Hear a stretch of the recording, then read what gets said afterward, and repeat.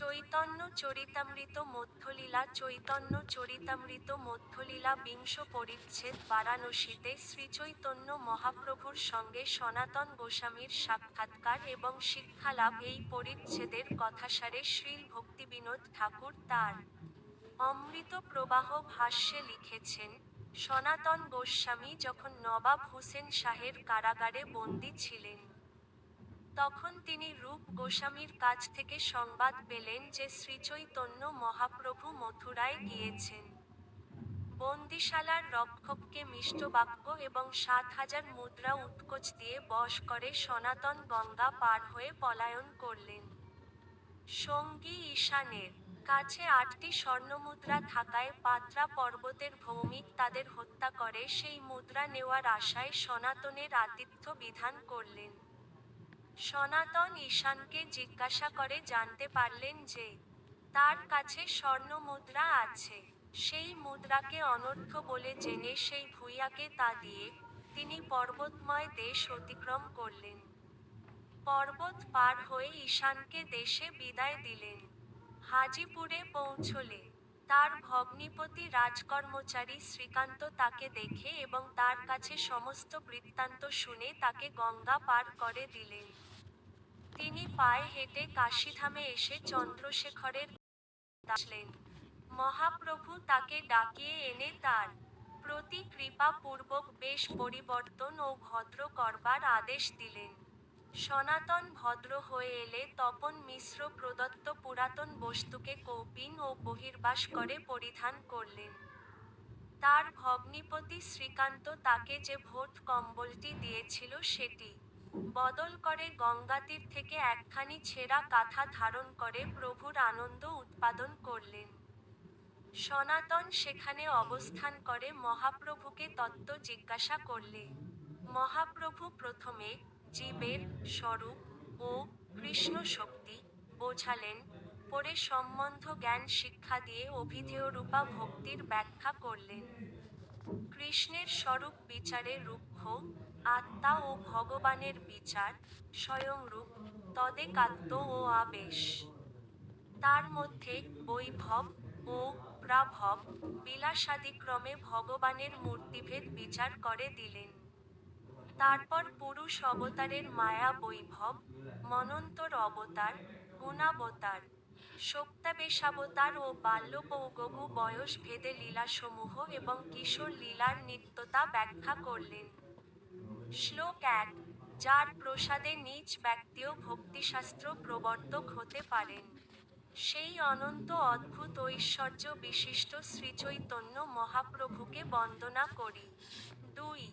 শ্রীচৈতন্য মহাপ্রভুর জয়। শ্রীমন নিত্যানন্দ প্রভুর জয়। শ্রী অদ্বৈত আচার্য প্রভুর জয়। এবং শ্রীবাস প্রমুখ শ্রীচৈতন্য মহাপ্রভুর সমস্ত ভক্তদের জয়। ৩. সনাতন গোস্বামী যখন গৌড়ের বন্দিশালায় ছিলেন, তখন শ্রীরূপ গোস্বামীর কাছ থেকে একটি পত্র এল। ৪. সেই পত্রটি পেয়ে সনাতন গোস্বামী আনন্দিত হলেন এবং যবন কারারক্ষকের কাছে গিয়ে বলতে লাগলেন। ৫. সনাতন গোস্বামী সেই মুসলমান কারাধ্যক্ষকে বললেন, তুমি এক মহাভাগ্যবান জীবিত পীর, এবং কোরআন আদি শাস্ত্রে তোমার প্রচুর জ্ঞান রয়েছে। ৬. কেউ যখন কোন বদ্ধ জীবকে ধর্মের পথ প্রদর্শন করে সংসার বন্ধন থেকে মুক্ত করেন, তখন পরমেশ্বর ভগবান তাকে সংসার থেকে মুক্ত করেন। ৭. সনাতন গোস্বামী তাকে বললেন, পূর্বে আমি তোমার উপকার করেছি, এখন তুমি আমাকে ছেড়ে দিয়ে তার প্রত্যুপকার কর। ৮. আমি তোমাকে ৫,০০০ মুদ্রা দিচ্ছি, দয়া করে তা অঙ্গীকার কর। আমাকে ছেড়ে দিলে তোমার পুণ্য এবং অর্থ দুইই লাভ হবে। ৯. তখন সেই যবন কারাধ্যক্ষটি তাকে বললেন, আপনাকে আমি ছেড়ে দিতে পারি, কিন্তু তাহলে রাজা আমাকে দণ্ড দেবেন বলে আমার ভয় করছে। ১০-১১ সনাতন গোস্বামী তখন তাকে বললেন, তুমি রাজাকে ভয় করো না, তিনি তো এখন দক্ষিণে গেছেন। তিনি যদি ফিরে আসেন, তাহলে তাকে বলো যে সনাতন বাহ্য করতে গঙ্গার কাছে গিয়েছিল, এবং গঙ্গা দেখে সে নদীতে ঝাঁপ দিয়েছে। 12 তাকে বলো, তাকে আমরা অনেক খুঁজলাম, কিন্তু কোথাও তাকে পাওয়া গেল না। বাঁধন সহ সে নদীর জলে ডুবে কোথায় ভেসে গেছে। 13 তোমার ভয় পাওয়ার কোন কারণ নেই, কেননা আমি এই দেশে থাকব না। আমি দরবেশ হয়ে মক্কায় চলে যাব। 14 সনাতন গোস্বামী দেখলেন যে তাতেও সেই খবনের মন প্রসন্ন হল না। তখন তিনি তার সামনে 7,000 মুদ্রার রাশি রাখলেন। 15 সেই মুদ্রা দেখে যবনের লোভ হল, এবং রাত্রে সনাতন গোস্বামীর বন্ধন কেটে সে তাকে গঙ্গা পার করে দিল। 16 রাজপথ দিয়ে না গিয়ে সনাতন গোস্বামী দিন রাত পায়ে হেঁটে পাত্রা পর্বতে এসে পৌঁছলেন। 17 সেখানে এক ভৌমাধিকারীর কাছে গিয়ে তিনি তাকে বিনীতভাবে অনুরোধ করলেন তাকে পর্বত পার করিয়ে দিতে। 18-20 সেই ভুয়ার সঙ্গে একজন হাতগন্ধ ছিল। সেই ভুয়ার কানে কানে বলল, এর কাছে 8টি স্বর্ণ মোহর রয়েছে। তা শুনে আনন্দিত হয়ে ভুইয়া সনাতনকে বলল, রাত্রে আমি আমার লোক দিয়ে আপনাকে পর্বত পার করে দেব, এখন আপনি রন্ধন করে ভোজন করুন। 21 এই বলে সেই ভুইয়া সনাতনকে সম্মান প্রদর্শন করে রন্ধন করার জন্য ভোজ্যদ্রব্য দিল। এবং সনাতন তখন নদীতে স্নান করতে গেলেন। 22-24 সনাতন গোস্বামী 2 দিন উপবাসী ছিলেন, তাই তিনি রন্ধন করে ভোজন করলেন। কিন্তু বিচক্ষণ রাজমন্ত্রী সনাতন মনে মনে বিচার করতে লাগলেন, এই ভুইয়াটি কেন আমাকে এইভাবে সম্মান প্রদর্শন করল। এই কথা চিন্তা করে সনাতন ঈশানকে জিজ্ঞাসা করলেন, তোমার কাছে নিশ্চয়ই কিছু রয়েছে। সনাতন গোস্বামীর ভৃত্য ঈশান তখন বলল, আমার কাছে 7টি মোহর রয়েছে। 25 সেই কথা শুনে সনাতন গোস্বামী তাকে ভর্ৎসনা করে বললেন, তুমি কেন সঙ্গে করে এই কাল জম নিয়ে এসেছ। 26-27 তখন সনাতন গোস্বামী সেই 7টি মোহর হাতে করে নিয়ে ভুয়ার সামনে সেগুলি ধরে তাকে বললেন, আমার কাছে 7টি মোহর ছিল, এগুলি নিয়ে ধর্ম দেখে আমাকে পর্বত পার করে দিন। 28 আমি একজন রাজবন্দী এবং তাই আমি গরদার দিয়ে যেতে পারি না। আপনি যদি আমাকে পর্বত পার করে দেন তাহলে আপনার পুণ্য হবে। 29-30 তখন সে ভুইয়াটি বলল, আমি আগেই জানতে পেরেছি যে আপনার সেবকের আঁচলে 8টি মোহর রয়েছে। আপনাদের মেরে আজ রাত্রে আমি সেই মোহর নিয়ে নিতাম।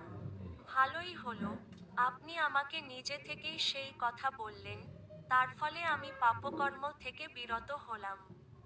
31 আপনার ব্যবহারে আমি অত্যন্ত সন্তুষ্ট হয়েছি। আমি আপনার মোহর নিব না, কেবল পুণ্য লাভের জন্য আমি আপনাকে পর্বত পার করে দেব। 32 সনাতন গোস্বামী তখন তাকে বললেন, আপনি যদি মোহর গ্রহণ না করেন তাহলে অন্য কেউ আমাকে মেরে সেগুলি নিয়ে নেবে। আপনি বরং সেগুলি গ্রহণ করে আমার প্রাণ রক্ষা করুন। 33 তখন সেই ভুইয়া সনাতন গোস্বামীর সঙ্গে 4 জন পাইক দিলেন, এবং রাত্রিবেলা বন পথে তাকে পর্বত পার করে দিলেন। 34 পর্বত পার হবার পর সনাতন গোস্বামী তার ভৃত্য ঈশানকে বললেন, আমি জানি যে তোমার কাছে আরও কিছু রয়েছে। 35 ঈশান উত্তর দিল, আমার কাছে আর একটি মোহর রয়েছে। সনাতন গোস্বামী তখন তাকে বললেন, সেই মোহরটি নিয়ে তুমি ঘরে ফিরে যাও। 36 ঈশানকে বিদায় দিয়ে সনাতন গোস্বামী একলা চলতে লাগলেন। তার হাতে ভিক্ষা পাত্র এবং পরনে ছেঁড়া কাঁথা। এখন তিনি নির্ভয় হলেন। 37 হাঁটতে হাঁটতে সনাতন গোস্বামী হাজিপুরে এসে পৌঁছলেন। সেখানে সন্ধ্যাবেলা তিনি এক উদ্যানে গিয়ে বসলেন।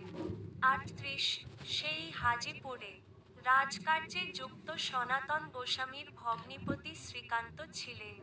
39 রাজা শ্রীকান্তকে 3 লক্ষ মুদ্রা দিয়েছিলেন, এবং শ্রীকান্ত ঘোড়া কিনে বাদশার কাছে পাঠালেন। 40 শ্রীকান্ত যখন টুঙ্গির উপরে বসেছিলেন, তখন তিনি সনাতন গোস্বামীকে দেখতে পেলেন এবং রাত্রিবেলা একজন ভৃত্যকে সঙ্গে করে তিনি সনাতন গোস্বামীর কাছে এলেন। 41 তারা দুইজনে মিলে অনেকক্ষণ আলোচনা করলেন, এবং সনাতন গোস্বামী তাকে তার কারা মোচনের সমস্ত বৃত্তান্ত খুলে বললেন। 42 শ্রীকান্ত তখন সনাতন গোস্বামীকে বললেন, আপনি অন্তত 2 দিন এখানে থাকুন, এবং এই মলিন বসন পরিত্যাগ করে ভদ্র বেশ ধারণ করুন। 43 সনাতন গোস্বামী উত্তর দিলেন, আমি এখানে এক মুহূর্তের জন্য থাকব না।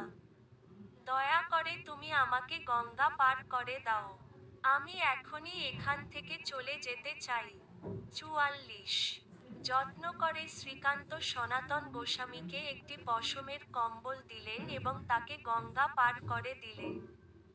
এইভাবে সনাতন গোস্বামী সেখান থেকে চলে গেলেন।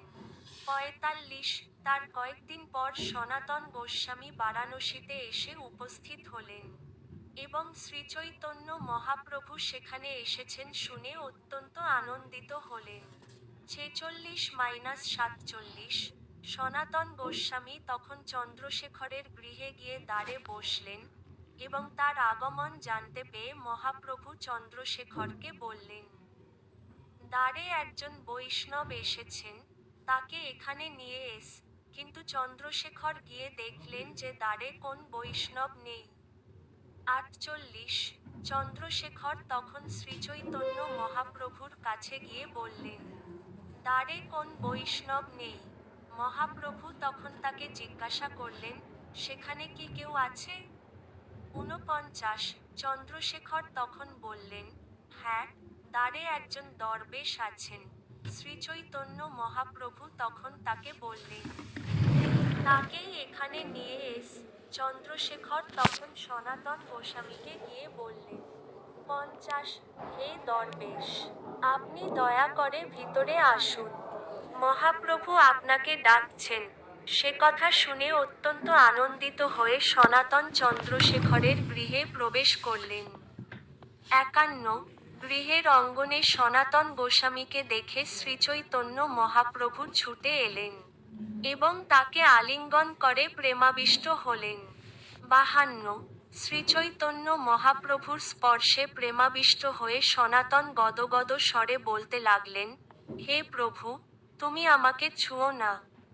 53 শ্রীচৈতন্য মহাপ্রভু এবং সনাতন গোস্বামী গলাগলি করে রোদন করতে লাগলেন, এবং তা দেখে চন্দ্রশেখর চমৎকৃত হলেন।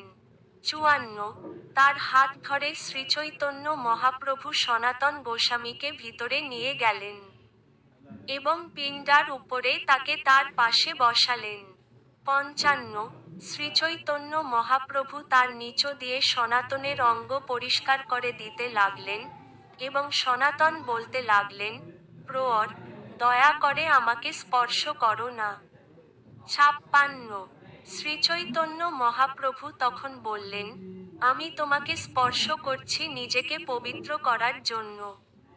তোমার ভক্তির বলে তুমি সারা ব্রহ্মাণ্ডকে পবিত্র করতে পার। 57 আপনার মতো ভাগবতেরা নিজেরাই তীর্থস্বরূপ। তাদের পবিত্রতার জন্য ভগবান সর্বদা তাদের হৃদয়ে অবস্থান করেন, এবং তাই তারা পাপীগণের পাপ দ্বারা মলিন তীর্থস্থানগুলিকে পবিত্র করেন।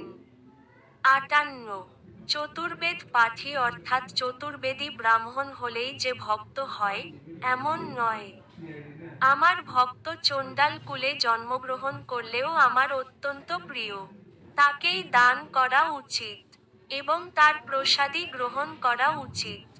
আমার ভক্ত আমার মতো পূজ্য। 59 যার মন, বচন, চেষ্টা, অর্থ ও প্রাণ শ্রীকৃষ্ণের শ্রীপাদপদ্মে অর্পিত হয়েছে, তিনি যদি চণ্ডাল কুলেও জন্মগ্রহণ করে থাকেন, তাহলেও তিনি কৃষ্ণপাদ পদ্ম বিমুখ দ্বাদশ গুণ বিশিষ্ট ব্রাহ্মণের থেকেও শ্রেষ্ঠ বলে আমি মনে করি। কেননা তিনি সচ কুলোদ্ভূত ভক্ত, স্বীয় কুল পবিত্র করেন। কিন্তু অতি গর্বিত অভক্ত ব্রাহ্মণ তা করতে পারেন না। 60 শ্রীচৈতন্য মহাপ্রভু বললেন, তোমাকে দর্শন করে, তোমাকে স্পর্শ করে এবং তোমার অপ্রাকৃত গুণাবলী কীর্তন করে সমস্ত ইন্দ্রিয়ের পূর্ণতা সাধিত হয়। শাস্ত্রে সেই সত্য নিরূপিত হয়েছে। 61 হে বৈষ্ণব, আপনার মতো ব্যক্তিকে দর্শন করাই চক্ষুর সার্থকতা। আপনার মতো ব্যক্তির অঙ্গ স্পর্শ করাই শরীরের সার্থকতা। আপনার মতো ব্যক্তির গুণ কীর্তন করাই জিহ্বার সার্থকতা, কেননা এই জগতে ভগবানের শুদ্ধ ভক্তকে পাওয়া অত্যন্ত দুর্লভ। 62 এই বলে শ্রীচৈতন্য মহাপ্রভু বললেন, হে সনাতন, শ্রীকৃষ্ণ অত্যন্ত দয়াময় এবং সমস্ত অধঃপতিত জীবদের উদ্ধারকারী।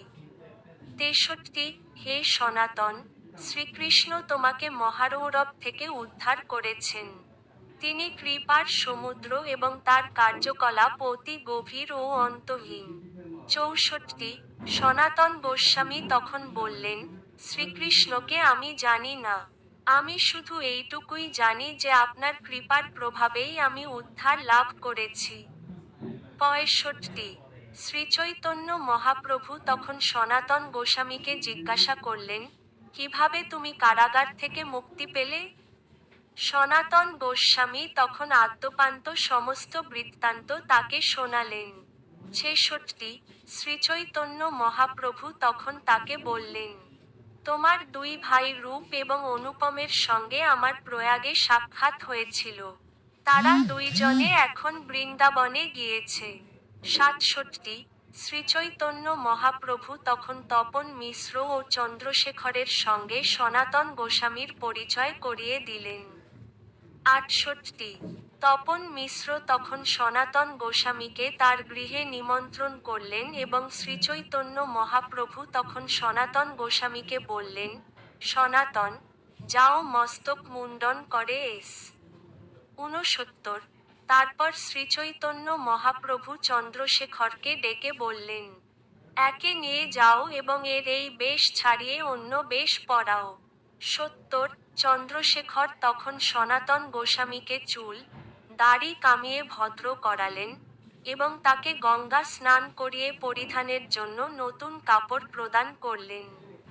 71 চন্দ্রশেখর সনাতন গোস্বামীকে নতুন কাপড় দিয়েছিলেন, কিন্তু সনাতন তা গ্রহণ করেননি। সে কথা শুনে শ্রীচৈতন্য মহাপ্রভু অত্যন্ত আনন্দিত হয়েছিলেন। 72 মধ্যাহ্ন করে শ্রীচৈতন্য মহাপ্রভু ভিক্ষা গ্রহণ করতে তপন মিশ্রের গৃহে গেলেন এবং তিনি সনাতন গোস্বামীকে তার সঙ্গে নিয়ে গেলেন। 73 পাদ প্রক্ষালন করে শ্রীচৈতন্য মহাপ্রভু ভিক্ষা গ্রহণ করতে বসলেন। তিনি তপন মিশ্রকে বললেন, সনাতনকেও ভিক্ষা দাও। 74 তপন মিশ্র তখন বললেন, সনাতনের কিছু কাজ রয়েছে, তাই সে এখন ভিক্ষা গ্রহণ করতে পারবে না। আপনি এখন ভিক্ষা গ্রহণ করুন, পরে আমি তাকে প্রসাদ দেব। 75 ভিক্ষা গ্রহণ করার পর শ্রীচৈতন্য মহাপ্রভু কিছুক্ষণ বিশ্রাম করলেন। তপন মিশ্র তখন সনাতন গোস্বামীকে শ্রীচৈতন্য মহাপ্রভুর ভুক্তাবশেষ দান করলেন। 76 তপন মিশ্র যখন সনাতন গোস্বামীকে নতুন বসন দিলেন, তখন সনাতন গোস্বামী সেটি নিতে অস্বীকার করলেন। 77 তিনি বললেন, আপনি যদি আমাকে বস্ত্র দান করতে চান, তাহলে দয়া করে আমাকে আপনার ব্যবহৃত একটি বস্ত্র দান করুন। 78 তখন তপন মিশ্র সনাতন গোস্বামীকে একটি পুরানো ধুতি দিলেন। সনাতন গোস্বামী সেটিকে ছিঁড়ে দুইটি বহির্বাস এবং কৌপিন করলেন। 79-80 শ্রীচৈতন্য মহাপ্রভু যখন মহারাষ্ট্রীয় ব্রাহ্মণের সঙ্গে সনাতন গোস্বামীর পরিচয় করিয়ে দিলেন, তখন সেই ব্রাহ্মণটি সনাতন গোস্বামীকে গভীর প্রীতি সহকারে নিমন্ত্রণ জানিয়ে বললেন, সনাতন, যতদিন তুমি কাশীতে থাকবে, ততদিন তুমি দয়া করে আমার ঘরে ভিক্ষা গ্রহণ করবে। 81 সনাতন গোস্বামী তখন তাকে বললেন, আমি মাধুকরী করব। কেন, আমি কেবল ব্রাহ্মণের ঘরেই ভিক্ষা করব? ৮২। সনাতন গোস্বামীর বৈরাগ্য দর্শন করে শ্রীচৈতন্য মহাপ্রভু অত্যন্ত আনন্দিত হলেন, কিন্তু তিনি বারবার সনাতন গোস্বামীর গায়ে জড়ানো ভোট কম্বলটির দিকে তাকাতে লাগলেন। ৮৩। শ্রীচৈতন্য মহাপ্রভুকে বারবার তার মূল্যবান ভোটকম্বলটির দিকে তাকাতে দেখে সনাতন গোস্বামী বুঝতে পারলেন যে তা মহাপ্রভুর ভালো লাগছে না, তাই তিনি তখন সেই ভোটকম্বলটি ত্যাগ করার উপায় চিন্তা করলেন। ৮৪। এইভাবে চিন্তা করে তিনি দুপুরবেলা গঙ্গায় স্নান করতে গেলেন। তখন তিনি দেখলেন যে গৌড় দেশের এক ভিক্ষুক তার কাঁথাটি ধুয়ে শুকাতে দিয়েছে। ৮৫। সনাতন গোস্বামী তখন তাকে বললেন, ভাই, তুমি আমার একটি উপকার কর, এই ভোটকম্বলটি নিয়ে তুমি তোমার ওই কাঁথাটি আমাকে দাও। ৮৬। সেই ভিক্ষুকটি তখন বলল, মহাশয়, সম্ভ্রান্ত ভদ্রলোক হওয়া সত্ত্বেও কেন আপনি এইভাবে আমার সঙ্গে পরিহাস করছেন? আমার ছেঁড়া কাঁথাটি নিয়ে কেন আপনি আপনার অত্যন্ত মূল্যবান ভোটকম্বলটি আমাকে দেবেন? ৮৭। সনাতন গোস্বামী তখন তাকে বললেন, না, আমি তোমার সঙ্গে পরিহাস করছি না। আমি সত্যি সত্যিই তোমাকে বলেছি তোমার কাঁথাটি দিয়ে তুমি আমার এই ভোটকম্বলটি নাও। ৮৮। এই বলে সনাতন গোস্বামী তাকে ভোটকম্বলটি দিয়ে কাঁথাটি নিলেন এবং সেই কাঁথাটি গায়ে দিয়ে তিনি শ্রীচৈতন্য মহাপ্রভুর কাছে ফিরে এলেন। ৮৯। তখন শ্রীচৈতন্য মহাপ্রভু তাকে জিজ্ঞাসা করলেন, তোমার ভোট কম্বল কোথায় গেল? সনাতন গোস্বামী তখন তাকে সমস্ত কথা খুলে বললেন। ৯০-৯১। শ্রীচৈতন্য মহাপ্রভু তখন বললেন, আমি বিচার করে দেখলাম যে শ্রীকৃষ্ণ কৃপা করে তোমার ভবরোগ খণ্ডন করলেন। তিনি কেন বিষয়ের প্রতি তোমার শেষ আসক্তিটুকু রাখতে দেবেন? সৎ বৈদ্য যখন রোগ সারান, তখন তিনি সেই রোগের কিছুমাত্র অবশিষ্ট থাকতে দেন না। ৯২। মূল্যবান ভোট কম্বল গায়ে দিয়ে তুমি যদি মাধুকরী করতে, তাহলে ধর্মের হানি হত এবং লোকেরা তোমাকে উপহাস করত। ৯৩। তার উত্তরে সনাতন গোস্বামী বললেন, যিনি আমাকে বিষয় ভোগের পাপ পঙ্কিল জীবন থেকে উদ্ধার করেছেন, তার ইচ্ছাতেই আমার শেষ আসক্তিটুকুও দূর হল। ৯৪। সনাতন গোস্বামীর প্রতি প্রসন্ন হয়ে শ্রীচৈতন্য মহাপ্রভু তাকে কৃপা করলেন। মহাপ্রভুর কৃপায় সনাতন গোস্বামী তাকে প্রশ্ন করার শক্তি লাভ করেছিলেন। ৯৫-৯৬। পূর্বে যেমন শ্রীচৈতন্য মহাপ্রভু রামানন্দ রায়কে প্রশ্ন করেছিলেন এবং মহাপ্রভুর অহৈতুকী কৃপার ফলে রামানন্দ রায় সেই সমস্ত প্রশ্নের যথাযথ উত্তর দিতে সক্ষম হয়েছিলেন, তেমনি শ্রীচৈতন্য মহাপ্রভুর কৃপায় এখন সনাতন গোস্বামী তাকে প্রশ্ন করলেন এবং শ্রীচৈতন্য মহাপ্রভু নিজে সেই প্রশ্নগুলির উত্তর দান করে তত্ত্ব নিরূপণ করলেন। ৯৭। পরমেশ্বর ভগবান শ্রীচৈতন্য মহাপ্রভু তার নিজের অর্থাৎ শ্রীকৃষ্ণ স্বরূপের মাধুর্য, ঐশ্বর্য ও ভক্তিরসাশ্রয় রূপ তত্ত্ব সম্বন্ধে কৃপা করে সনাতন গোস্বামীকে উপদেশ দিয়েছিলেন। ৯৮। তখন সনাতন গোস্বামী অত্যন্ত দৈন্য সহকারে দন্তে তৃণ ধারণ পূর্বক শ্রীচৈতন্য মহাপ্রভুর শ্রীপাদপদ্ম জড়িয়ে ধরে গভীর বিনয়ের সঙ্গে বলতে লাগলেন, ৯৯। অত্যন্ত নীচ কুলে আমার জন্ম হয়েছিল। আমার সঙ্গীরা অত্যন্ত অধঃপতিত, পাপে পূর্ণ বিষয় রূপ কূপে পতিত হয়ে আমি আমার জীবন কাটিয়েছি। ১০০। কি করলে যে আমার ভালো হবে এবং কি করলে যে আমার খারাপ হবে, সে সম্বন্ধে কোন জ্ঞানই আমার নেই। কিন্তু তবুও জাগতিক ব্যবহারে লোকেরা আমাকে পণ্ডিত বলে মনে করে, এবং আমিও মনে করি যেন তা সত্যি। ১০১। কৃপা করে আপনি যখন আমাকে উদ্ধার করেছেন, তখন আপনি আমাকে বলুন কি করা আমার কর্তব্য। 102 আমি কে? কেন জড় জগতের তিনটি তাপ আমাকে নিরন্তর দুঃখ দেয়? আমি যদি তা না জানি, তাহলে কিভাবে আমার যথার্থ মঙ্গল সাধিত হবে? 103 জীবনের চরম উদ্দেশ্য এবং তা সাধন করার পন্থা সম্বন্ধে যে কিভাবে প্রশ্ন করতে হয় তা আমি জানি না। কৃপা করে আপনি সেই সমস্ত তত্ত্ব আমাকে উপদেশ দিন। 104 শ্রীচৈতন্য মহাপ্রভু তখন বললেন, শ্রীকৃষ্ণের কৃপা তুমি পূর্ণরূপে লাভ করেছ। তুমি সমস্ত তত্ত্বই জান এবং জড় জগতের ত্রিতাপ দুঃখ তোমাকে স্পর্শও করতে পারে না। 105 তুমি শ্রীকৃষ্ণের শক্তিধর, তাই তুমি এই সমস্ত তত্ত্ব জান। কিন্তু কঠোরতার জন্য, নিজে জানা সত্ত্বেও, সাধুর স্বভাব হচ্ছে প্রশ্ন করা। 106 সন্ধর্মের উদয় করাবার জন্য যাদের মতি অবিচলিত, তাদের শীঘ্রই অভিংসিত স্বরার্থ সিদ্ধি হয়। 107 তুমি ভগবৎ ধর্ম প্রবর্তন করার যোগ্য পাত্র, তাই ক্রমে ক্রমে তুমি সমস্ত তত্ত্ব শোন, আমি তোমাকে সে সম্বন্ধে বলছি। 108-109 জীব তার স্বরূপে শ্রীকৃষ্ণের নিত্য দাস। সে কৃষ্ণের তটস্থা শক্তি, তাই সে যুগপৎ শ্রীকৃষ্ণের ভেদ ও অভেদ প্রকাশ। ঠিক যেমন সূর্যের কিরণ অথবা অগ্নির স্ফুলিঙ্গ যুগপৎ সূর্য বা অগ্নি থেকে ভিন্ন এবং অভিন্ন। শ্রীকৃষ্ণের শক্তি 3 প্রকার।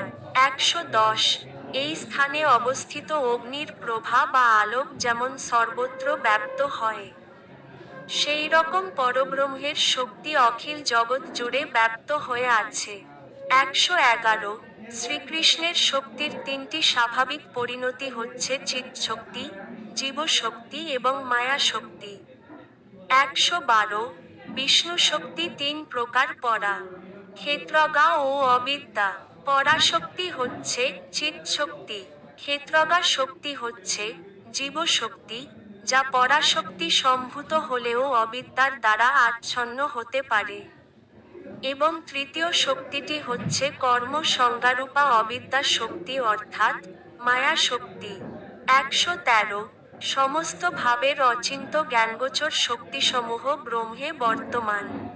এই কারণে সেই রুক্ষ শক্তিসমূহ সৃষ্টি আদি ভাব শক্তিরূপে ক্রিয়া করে।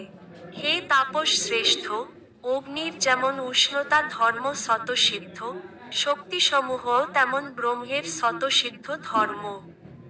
114 হে রাজন, ক্ষেত্রজ্ঞ শক্তি হল জীবশক্তি। সেই জীবশক্তি সর্বগ হওয়া সত্ত্বেও মায়াবৃত্তিরূপ অবিদ্যার দ্বারা আবৃত হয়ে নিত্য সংসার দুঃখ ভোগ করে। 115 হে রাজন, অবিদ্যাশক্তির দ্বারা আবৃত হয়ে জীব জড় জগতের বিভিন্ন অবস্থায় তারতম্যসহ বর্তমান থাকে। 116 হে মহাবাহ অর্জুন, এই অপরা প্রকৃতির অতীত আমার আর একটি পরা প্রকৃতি রয়েছে। সেই প্রকৃতি চৈতন্য স্বরূপা ও জীবভূতা। সেই শক্তি থেকে জীব সমূহ নিঃসৃত হয়ে জড় জগৎকে ধারণ করে আছে। 117 শ্রীকৃষ্ণকে ভুলে জীব অনাদিকাল ধরে জোড়া প্রকৃতির প্রতি আকৃষ্ট হয়ে রয়েছে। তাই মায়া তাকে এই জড় জগতে নানা প্রকার দুঃখ প্রদান করছে। 118 এই জড় জগতে জীব কখনো স্বর্গলোকে উন্নীত হয়ে জাগতিক সুখ ভোগ করে এবং কখনো নরকে অধঃপতিত হয়ে দুঃখ ভোগ করে, ঠিক যেমন রাজা অপরাধীকে নদীর জলে চুবিয়ে এবং তারপর অল্পক্ষণের জন্য জল থেকে তুলে দণ্ডদান করেন। 119 জীব যখন শ্রীকৃষ্ণের বহিরঙ্গা শক্তি মায়ার দ্বারা আকৃষ্ট হয়, তখন তার ভয় উপস্থিত হয়। জোড়া প্রকৃতির প্রভাবে পরমেশ্বর ভগবানের থেকে বিচ্ছিন্ন হয়ে পড়ার ফলে তার স্মৃতি বিপর্যস্ত হয়। অর্থাৎ শ্রীকৃষ্ণের নিত্য দাস হওয়ার পরিবর্তে সে শ্রীকৃষ্ণের প্রতিযোগী হয়। এই ভ্রান্তি সংশোধন করার জন্য পণ্ডিত ব্যক্তি পরমেশ্বর ভগবানকে গুরুদেবরূপে, অর্চা বিগ্রহরূপে এবং পরমাত্মারূপে ভজনা করেন। 120 কৃষ্ণ বহির্মুক্তা থেকেই যে জীবের পতন হয়, সেই কথা সাধু ও শাস্ত্রের কৃপায় জানা যায়। এবং তা জেনে যে জীব পুনরায় কৃষ্ণোন্মুখ হয়, সে নিস্তার লাভ করে, এবং মায়া তাকে তার কবল মুক্ত করে। 121। আমার এই ত্রিগুণময়ী মায়া শক্তিকে অতিক্রম করা অত্যন্ত কঠিন। কিন্তু যারা সর্বতোভাবে আমাতে প্রপত্তি করে, তারা অতি সহজেই এই মায়াকে অতিক্রম করতে পারে। 122। মায়ার প্রভাবে আচ্ছন্ন বদ্ধ জীব তার নিজের চেষ্টায় কৃষ্ণ স্মৃতি জাগরিত করতে পারে না। তাই শ্রীকৃষ্ণ তার অহৈতুকী কৃপার প্রভাবে জীবকে বেদ এবং পুরাণ আদি শাস্ত্রগ্রন্থাবলী দান করেছেন। 123। শ্রীকৃষ্ণ বৈদিক শাস্ত্র, গুরুদেব এবং পরমাত্মার মাধ্যমে স্বরূপ বিস্মৃত বদ্ধ জীবদের তার সম্বন্ধে জানবার সুযোগ দেন। জীব তখন শ্রীকৃষ্ণকে তার প্রভু এবং পরিত্রাতারূপে জানতে পারে। 124। বৈদিক শাস্ত্রে শ্রীকৃষ্ণের সঙ্গে জীবের নিত্য সম্পর্কের কথা বলা হয়েছে, তাকে বলা হয় সম্বন্ধ। সেই সম্বন্ধে অবগত হয়ে সেই অনুসারে আচরণ করাকে বলা হয় অভিধেয়। আর ভগবানের প্রতি প্রেম হচ্ছে জীবের চরম লক্ষ্য এবং তাকে বলা হয় প্রয়োজন। জীবের প্রাপ্য, কৃষ্ণ, যেই তত্ত্ব, তা সম্বন্ধ জ্ঞানে পাওয়া যায়। সেই কৃষ্ণপ্রাপ্তির সাধনের নাম ভক্তি। 125। কৃষ্ণপ্রাপ্তির উপায় স্বরূপ ভক্তিকে বলা হয় অভিধেয়, এবং কৃষ্ণ প্রাপ্তিতে প্রেম নামে একটি বিচিত্র ব্যাপার রয়েছে, তার নাম প্রয়োজন। প্রেম পুরুষার্থের শিরোমণি স্বরূপ একটি মহা সম্পদ। 126। শ্রীকৃষ্ণের সঙ্গে অন্তরঙ্গ সম্পর্কে সম্পর্কিত হয়ে জীব যখন দিব্য আনন্দ লাভ করে, তখন সে শ্রীকৃষ্ণের সেবা করে এবং কৃষ্ণ ভক্তির রস আস্বাদন করে। 127। তার দৃষ্টান্তস্বরূপ বলা যায়, যেমন কোন দরিদ্রের ঘরে কোন জ্যোতিষী এসে তার দুঃখ দেখে যখন তাকে জিজ্ঞাসা করেন। 128। সেই সর্বজ্ঞ দরিদ্র ব্যক্তিটিকে জিজ্ঞাসা করলেন, তুমি কেন দুঃখী? তোমার পিতা ছিলেন অত্যন্ত ধনবান, কিন্তু অন্যত্র জীবন ত্যাগ করার ফলে তিনি তোমাকে সেই ধনের কথা বলে যেতে পারেননি। 129। সর্বজ্ঞ যেমন দরিদ্র ব্যক্তিটিকে তার পিতার ধনের কথা জানিয়ে দেন, বৈদিক শাস্ত্রও তেমন জীবদের শ্রীকৃষ্ণ সম্বন্ধে উপদেশ দান করে। 130। সর্বজ্ঞের বাক্যে যেমন দরিদ্র ব্যক্তি ধনের কথা জানতে পারে, তেমনি বৈদিক শাস্ত্রের উপদেশে জীব শ্রীকৃষ্ণের সাথে তার সম্পর্কের কথা জানতে পারে। 131। দরিদ্র ব্যক্তিটির পিতৃধন রয়েছে, কিন্তু সেই ধন সম্বন্ধে অবগত হওয়া সত্ত্বেও সে ধনটি খুঁজে পায় না। তখন সর্বজ্ঞ তাকে ধন প্রাপ্তির উপায় বলে দেন। 132-135। সর্বজ্ঞটি তাকে বলে দেন, ধন এই স্থানে রয়েছে, কিন্তু তুমি যদি দক্ষিণ দিক থেকে ঘোর, তাহলে ভীমরুল এবং বোলতা উঠবে। তুমি ধন পাবে না। তুমি যদি পশ্চিম দিক থেকে ঘোর, তাহলে সেদিকে বসবাসকারী এক যক্ষ নানারকম বিঘ্ন সৃষ্টি করবে এবং তুমি সেই ধন হাতে পাবে না। আর তুমি যদি উত্তর দিক থেকে ঘোর, তাহলে সেদিকে বসবাসকারী এক কৃষ্ণ সর্প তোমাকে গিলে ফেলবে এবং তুমি ধন পাবে না। কিন্তু তুমি যদি পূর্ব দিক থেকে ঘোর, তাহলে অল্প মাটি খুঁড়লেই ধনের ঝাড়ি তোমার হাতে পড়বে। 136। কর্ম, জ্ঞান এবং যোগের পন্থা পরিত্যাগ করে ভক্তির মাধ্যমে ভগবানের ভজনা করার জন্য বৈদিক শাস্ত্রে নির্দেশ দেওয়া হয়েছে। ভক্তির দ্বারাই কেবল ভগবান পূর্ণরূপে সন্তুষ্ট হন। 137। পরমেশ্বর ভগবান শ্রীকৃষ্ণ বললেন, হে উদ্ধব, আমার প্রতি প্রবলা ভক্তি যেমন আমাকে বশীভূত করতে পারে, অষ্টাঙ্গ যোগ, অভেদ ব্রহ্মবাদ রূপ সাংখ্য জ্ঞান, বেদ অধ্যয়ন, সব রকম তপস্যা ও ত্যাগ রূপ সন্ন্যাসাদির দ্বারা আমি সেরকম বশীভূত হই না। 138 সাধু এবং ভক্তদের অত্যন্ত প্রিয় আমি। ঐকান্তিক শ্রদ্ধাজনিত ভক্তির দ্বারাই প্রাপ্য হই। আমার প্রতি জীবের নিষ্ঠা বর্ধনকারী ভক্তি নিজ কুলোদ্ভূত মানুষদেরও জন্ম আদি দোষ থেকে পরিত্রাণ করে। অর্থাৎ ভক্তিযোগের পন্থা অবলম্বন করার মাধ্যমে প্রত্যেকেই চিন্ময় স্তরে উন্নীত হতে পারে। 139 অতএব ভক্তি পরমেশ্বর ভগবান শ্রীকৃষ্ণকে লাভ করার একমাত্র উপায়। সমস্ত বৈদিক শাস্ত্রে তাই ভগবদ্ভক্তির পন্থাকে অভিধেয় বলে বর্ণনা করা হয়েছে। 140-141 ক্ষণ লাভের ফলে যেমন সুখভোগ হয় এবং সুখভোগ হলে দুঃখ আপনি পালিয়ে যায়, তেমনি ভক্তির ফলে শ্রীকৃষ্ণের প্রতি প্রেম লাভ হয় এবং সেই প্রেমের প্রভাবে যখন কৃষ্ণ সঙ্গজনিত আনন্দের আস্বাদন হয়, তখন জড় জগতের সমস্ত দুঃখ দুর্দশার নিবৃত্তি হয়।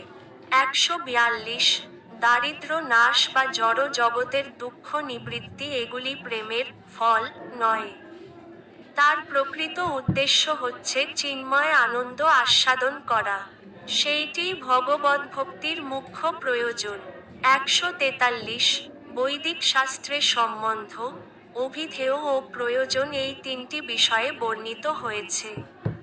সেখানে শ্রীকৃষ্ণকে পরম আকর্ষক, শ্রীকৃষ্ণের সেবাকে পরম কর্তব্য এবং শ্রীকৃষ্ণের প্রতি প্রেমকে জীবনের পরম প্রয়োজন বলে বর্ণনা করা হয়েছে। তাই কৃষ্ণ, কৃষ্ণ ভক্তি এবং কৃষ্ণ প্রেম এই তিনটি মহা সম্পদ। 144 সমস্ত বৈদিক শাস্ত্রে শ্রীকৃষ্ণই হচ্ছেন মুখ্য সম্বন্ধ। তাকে যথাযথভাবে জানা হলে মায়ার বন্ধন আপনা থেকেই ছিন্ন হয়। 145 বহু বৈদিক শাস্ত্র ও পুরাণ রয়েছে। সেই পুরাণ ও আগম শাস্ত্রে তাদের উদ্দিষ্ট দেবতাদের শ্রেষ্ঠ বলে উল্লেখ করা হয়েছে এবং তা করা হয়েছে চরাচর জীব সমূহের মোহ উৎপাদনের জন্য। তারা কল্পান্ত পর্যন্ত এই নিয়ে জল্পনা করতে থাকুক, কিন্তু কেউ যখন সেই সমস্ত শাস্ত্র ভালো করে বিচার করেন, তখন তিনি বুঝতে পারেন যে সমস্ত বৈদিক শাস্ত্রে বিষ্ণুকেই একমাত্র ভগবান বলে প্রতিপন্ন করা হয়েছে। 146 মুখ্য অথবা গৌণ বৃত্তি অনুসারে কিংবা অন্বয়ে অথবা ব্যতিরেক দর্শনে শ্রীকৃষ্ণকেই বেদের প্রতিপাদ্য বিষয়রূপে নির্দিষ্ট করা হয়েছে। 147-148 বেদের নির্দেশসমূহ কাকে বিধান করে, কাকে প্রতিপন্ন করে, কাকে উদ্দেশ্য করে বিকল্পনা করে? আমি ছাড়া তা আর কেউ জানে না। আমি বলছি, আমাকেই বেদ বাক্য সমূহ সাক্ষাৎ বিধান ও অভিধান করে এবং আমাকেই বিকল্পনার দ্বারা বর্ণনা করে। আমি সর্ব বেদার্থের একমাত্র তাৎপর্য।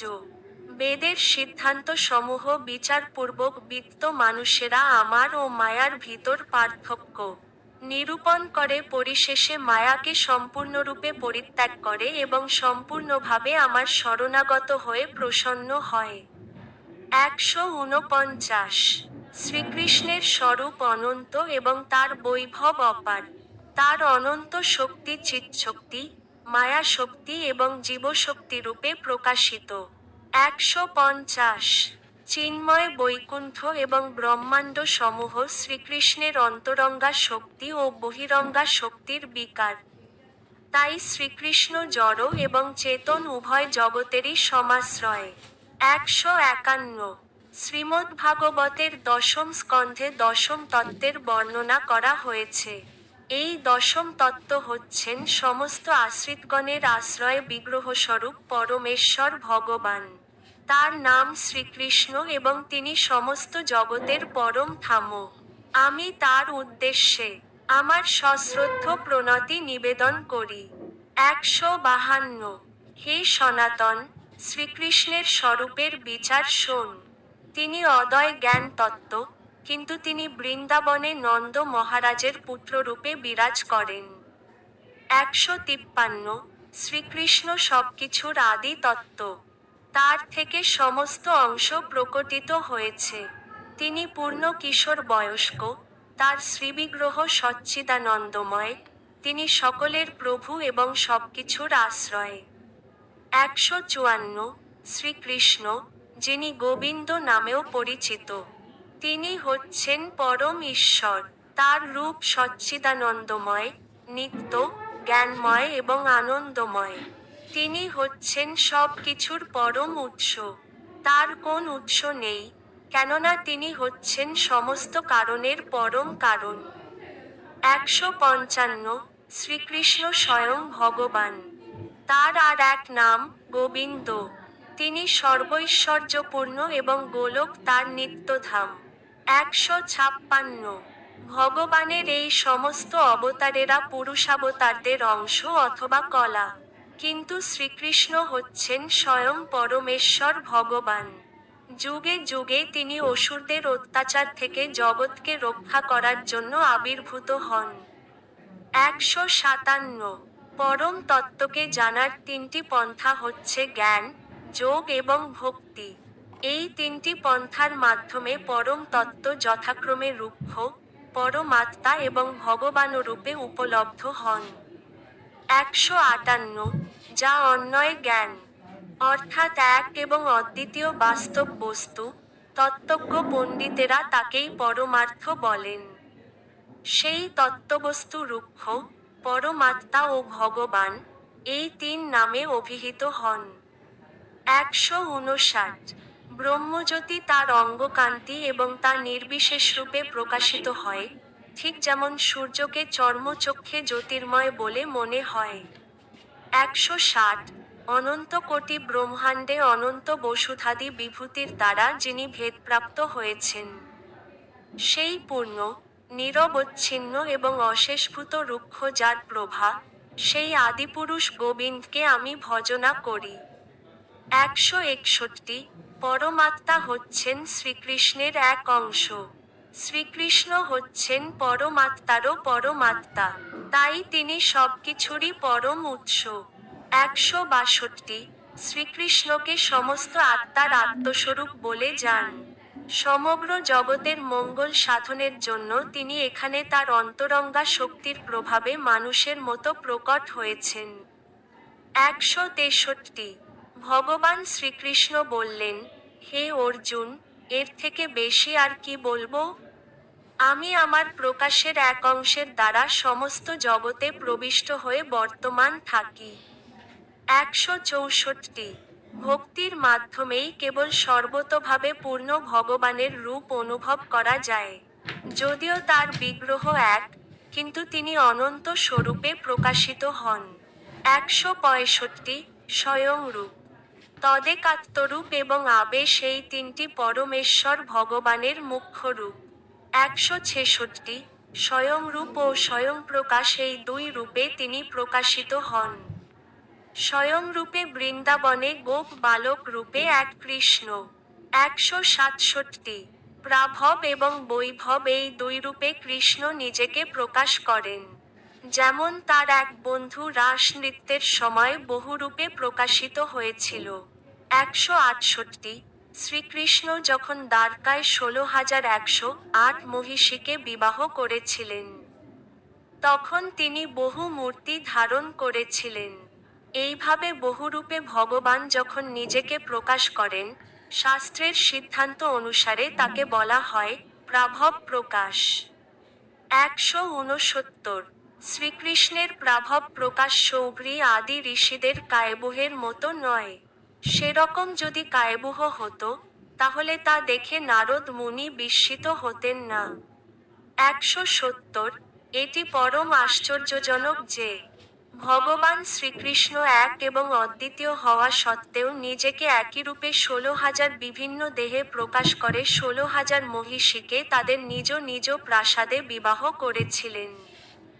171 সেই বন্ধু এবং সেই আকৃতি যদি ভাবাবেশের পার্থক্যের ফলে পৃথক বলে মনে হয়, তাহলে তাকে বলা হয় বৈভব প্রকাশ। 172 শ্রীকৃষ্ণ যখন অনন্তরূপে নিজেকে প্রকাশ করেন, তাতে তার মূর্তিভেদ হয় না, কেবল আকার। বর্ণ ও অস্ত্র ভেদে তার নাম ভিন্ন হয়। 173। বিভিন্ন বৈদিক শাস্ত্রে বিভিন্ন রূপের আরাধনার বিভিন্ন বিধি অভিহিত হয়েছে। সেই সমস্ত বিধি অনুশীলন করে পবিত্র হওয়ার ফলে তারা বহু মূর্তিতে এক মূর্তির স্বরূপ আপনাকে আরাধনা করে। 174। শ্রীকৃষ্ণের বৈভব প্রকাশ হচ্ছেন শ্রীবলরাম। তাদের বর্ণই কেবল আলাদা, এছাড়া আর সবকিছুই সমান। 175। বৈভব প্রকাশের একটি দৃষ্টান্ত হচ্ছেন দেবকীর পুত্র। কখনো তিনি দ্বিভুজ রূপে প্রকাশিত হন, আবার কখনো বা চতুর্ভুজ রূপে। 176। ভগবান যখন দ্বিভুজ, তখন তাকে বলা হয় বৈভব প্রকাশ। এবং যখন তিনি চতুর্ভুজ তখন তাকে বলা হয় প্রাভব প্রকাশ। 177। স্বয়ংরূপে শ্রীকৃষ্ণের গোপ বেশ এবং তিনি নিজেকে একজন গোপ বালক বলে অভিমান করেন। কিন্তু বাসুদেবের বেশ ক্ষত্রিয় এবং তিনি নিজেকে একজন ক্ষত্রিয় বলে মনে করেন। 178। সৌন্দর্য, ঐশ্বর্য, মাধুর্য, বৈদগ্ধ্যবিলাস আদি গুণগুলি বাসুদেব কৃষ্ণ থেকে ব্রজেন্দ্রনন্দন কৃষ্ণে অধিক উপাদেয়। 179। গোবিন্দের মাধুর্য দেখে বাসুদেবের ক্ষোভ হয় এবং সেই মাধুরী আস্বাদন করার জন্য তার লোভ হয়। 180। হে সখে, এই চারণ আমার দ্বিতীয় স্বরূপের মতো অদ্ভুত মাধুরী পরিমলযুক্ত গোপলীলাতিকা আমার লীলা চিত্রিত করছে। আমার চিত্ত কেলি কুতূহলের দ্বারা তরলিত হয়ে আমার চরিত্র দর্শন করে ব্রজবধূদের সারূপ্য লাভ করতে ইচ্ছা করছে। 181। মথুরায় গন্ধর্ব নৃত্য দর্শন করে এবং দ্বারকায় চিত্র দর্শন করে বাসুদেব কৃষ্ণের প্রতি আকৃষ্ট হয়েছিলেন। 182। এক অনাস্বাদিত মাধুর্য যা প্রতিটি মানুষকেই চমৎকৃত করে, তা আমার থেকে অধিক কে প্রকাশ করে? এই মধুরিমা অবলোকন করে আমার চেতনা প্রলুব্ধ হয় এবং শ্রীমতী রাধারানীর মতো আমি সেই রূপমাধুরী আস্বাদন করতে বাসনা করি। 183। সেই বপুর আকার যখন ভিন্ন আভাসে কিছুটা ভিন্ন হয়, তখন সেই ভাবাবেশ ও আকৃতির পার্থক্যের ফলে তাকে বলা হয় তদেকাত্মরূপ। 184। তদেকাত্মরূপ, বিলাস ও সাংস ভেদে দ্বিবিধ। সাংস ও বিলাসের মধ্যেও আবার অনেক ভেদ রয়েছে। 185। প্রাভব ও বৈভবে বিলাস দুই প্রকার। আবার বিলাসের বিলাস ভেদে অন্তহীন বৈচিত্র্য রয়েছে। 186। মুখ্য চতুহ বাসুদেব, সংকর্ষণ, প্রদ্যুম্ন ও অনিরুদ্ধ হচ্ছেন প্রাভব বিলাস। 187। ব্রজে বলরামের গোপ ভাব, কিন্তু দ্বারকায় তার ক্ষত্রিয় ভাব। এইভাবে বর্ণ এবং বেশের পার্থক্যের জন্য তাকে বলা হয় বিলাস। 188। শ্রীবলরাম শ্রীকৃষ্ণের বৈভব প্রকাশ, তিনিই আবার আদি চতুহ বাসুদেব, সংকর্ষণ, প্রদ্যুম্ন এবং অনিরুদ্ধ। ভাবের পার্থক্য অনুসারে এইগুলি প্রাভব বিলাস রূপ। 189। আদি চতুহ অনুপম, কেউই তাদের সমকক্ষ নন। এই আদি চতুহই অনন্ত চতুহের উৎস। 190। শ্রীকৃষ্ণের এই চারটি প্রাভববিলাস রূপ দ্বারকায় এবং মথুরায় নিত্য বিরাজ করেন। 191। আদি চতুহ থেকে 24টি মূর্তি প্রকাশিত হয়েছেন। তাদের চার হাতের অস্ত্রের ভেদ অনুসারে তাদের নাম ভিন্ন। তাদের বলা হয় বৈভব বিলাস। 192। পুনরায় শ্রীকৃষ্ণ পূর্বের মতো চতুহ সহ পরবমে নারায়ণরূপে বিরাজ করেন। 193। পরবমনাথ নারায়ণ থেকে পুনরায় আবরণরূপে চতুহ প্রকাশিত হন। 194। পুনরায় এই চতুহের তিনটি তিনটি করে পৃথক মূর্তি রয়েছে। কেশবাদি এই 12টি মূর্তি থেকে বিলাসের পূর্ণতা হয়। 195। তাদের চার হাতে চক্র আদি অস্ত্রধারণের পার্থক্য অনুসারে তাদের নাম ভিন্ন। বাসুদেবের মূর্তি কেশব, নারায়ণ ও মাধব। 196 শঙ্কর্ষণের মূর্তি গোবিন্দ, বিষ্ণু ও মধুসূদন। এই গোবিন্দ ব্রজেন্দ্রনন্দন গোবিন্দ নন। 197 প্রদ্যুম্নের মূর্তি ত্রিবিক্রম, বামন ও শ্রীধর এবং অনিরুদ্ধের মূর্তি ঋষিকেশ, পদ্মনাভ দামোদর। 198 এই 12 জন 12টি মাসের অধিষ্ঠাত দেবতা। মার্গশীর্ষ বা অগ্রহায়ণ মাসের দেবতা কেশব এবং পৌষ মাসের দেবতা নারায়ণ। 199 মাঘ মাসের দেবতা মাধব, ফাল্গুন মাসের দেবতা গোবিন্দ, চৈত্র মাসের দেবতা বিষ্ণু এবং বৈশাখ মাসের দেবতা শ্রীমধুসূদন। 200 জ্যৈষ্ঠ মাসের দেবতা ত্রিবিক্রম, আষাঢ় মাসের দেবতা বামন, শ্রাবণ মাসের দেবতা শ্রীধর এবং ভাদ্র মাসের দেবতা ঋষিকেশ। 201 আশ্বিন মাসের দেবতা পদ্মনাভ, কার্তিক মাসের দেবতা দামোদর। এই দামোদর ব্রজেন্দ্রনন্দন রাধা দামোদর থেকে ভিন্ন। 202 দ্বাদশ অঙ্গে তিলক ধারণের মন্ত্র এই 12টি নাম। আচমন করার পর এই নামগুলি উচ্চারণ করে সেই সেই স্থান স্পর্শ করতে হয়। 203 বাসুদেব, শঙ্কর্ষণ, প্রদ্যুম্ন এবং অনিরুদ্ধ এই 4 জন থেকে আরও 8 জন বিলাস মূর্তি প্রকাশিত হয়েছেন। সনাতন, আমি তাদের নাম বলছি, শ্রবণ কর। 204 এই 8 জন বিলাস মূর্তি হচ্ছেন পুরুষোত্তম, অচ্যুত, নৃসিংহ, জনার্দন, হরি, কৃষ্ণ, অধক্ষজ এবং উপেন্দ্র। 205 বাসুদেবের বিলাস মূর্তি হচ্ছেন অধক্ষজ এবং পুরুষোত্তম। আর শঙ্কর্ষণের বিলাস মূর্তি উপেন্দ্র ও অচ্যুত। 206 প্রদ্যুম্নের বিলাস মূর্তি নৃসিংহ ও জনার্দন। আর অনিরুদ্ধের বিলাস মূর্তি হরি ও কৃষ্ণ। 207 এই 24টি মূর্তি প্রধান প্রাভব বিলাস রূপ। তাদের 4 হাতে অস্ত্রধারণের ভিন্নতা অনুসারে তাদের ভিন্ন ভিন্ন নাম। 208 এদের মধ্যে যাদের আকার ও বেশ ভিন্ন, তাদের বিলাস বৈভবরূপে ভেদ করা হয়। 209 তাদের মধ্যে পদ্মনাভ, ত্রিবিক্রম, নৃসিংহ, বামন, হরি ও কৃষ্ণ আদির আকার ভিন্ন। 210 শ্রীকৃষ্ণের প্রাভববিলাস হচ্ছেন বাসুদেব আদি 4 জন। আবার সেই 4 জনের বিলাস 20 জন। 211 পরবম ধামে এদের সকলের পৃথক পৃথক বৈকুণ্ঠ রয়েছে। পূর্বদিক থেকে শুরু করে যথাক্রমে 8 দিকে 3 জন 3 জন করে রয়েছেন। 212 যদিও পরবমে এদের সকলেরই নিত্য ধাম রয়েছে, তথাপি তাদের কেউ কেউ ব্রহ্মাণ্ডের সন্নিকটে অবস্থান করেন। 213 পরবমে নারায়ণ নিত্যকাল বিরাজ করেন। পরবমের উপরিভাগে সর্বৈশ্বর্যপূর্ণ কৃষ্ণলোক। 214 কৃষ্ণলোকের 3টি ভাগ গোকুল, মথুরা এবং দ্বারকা।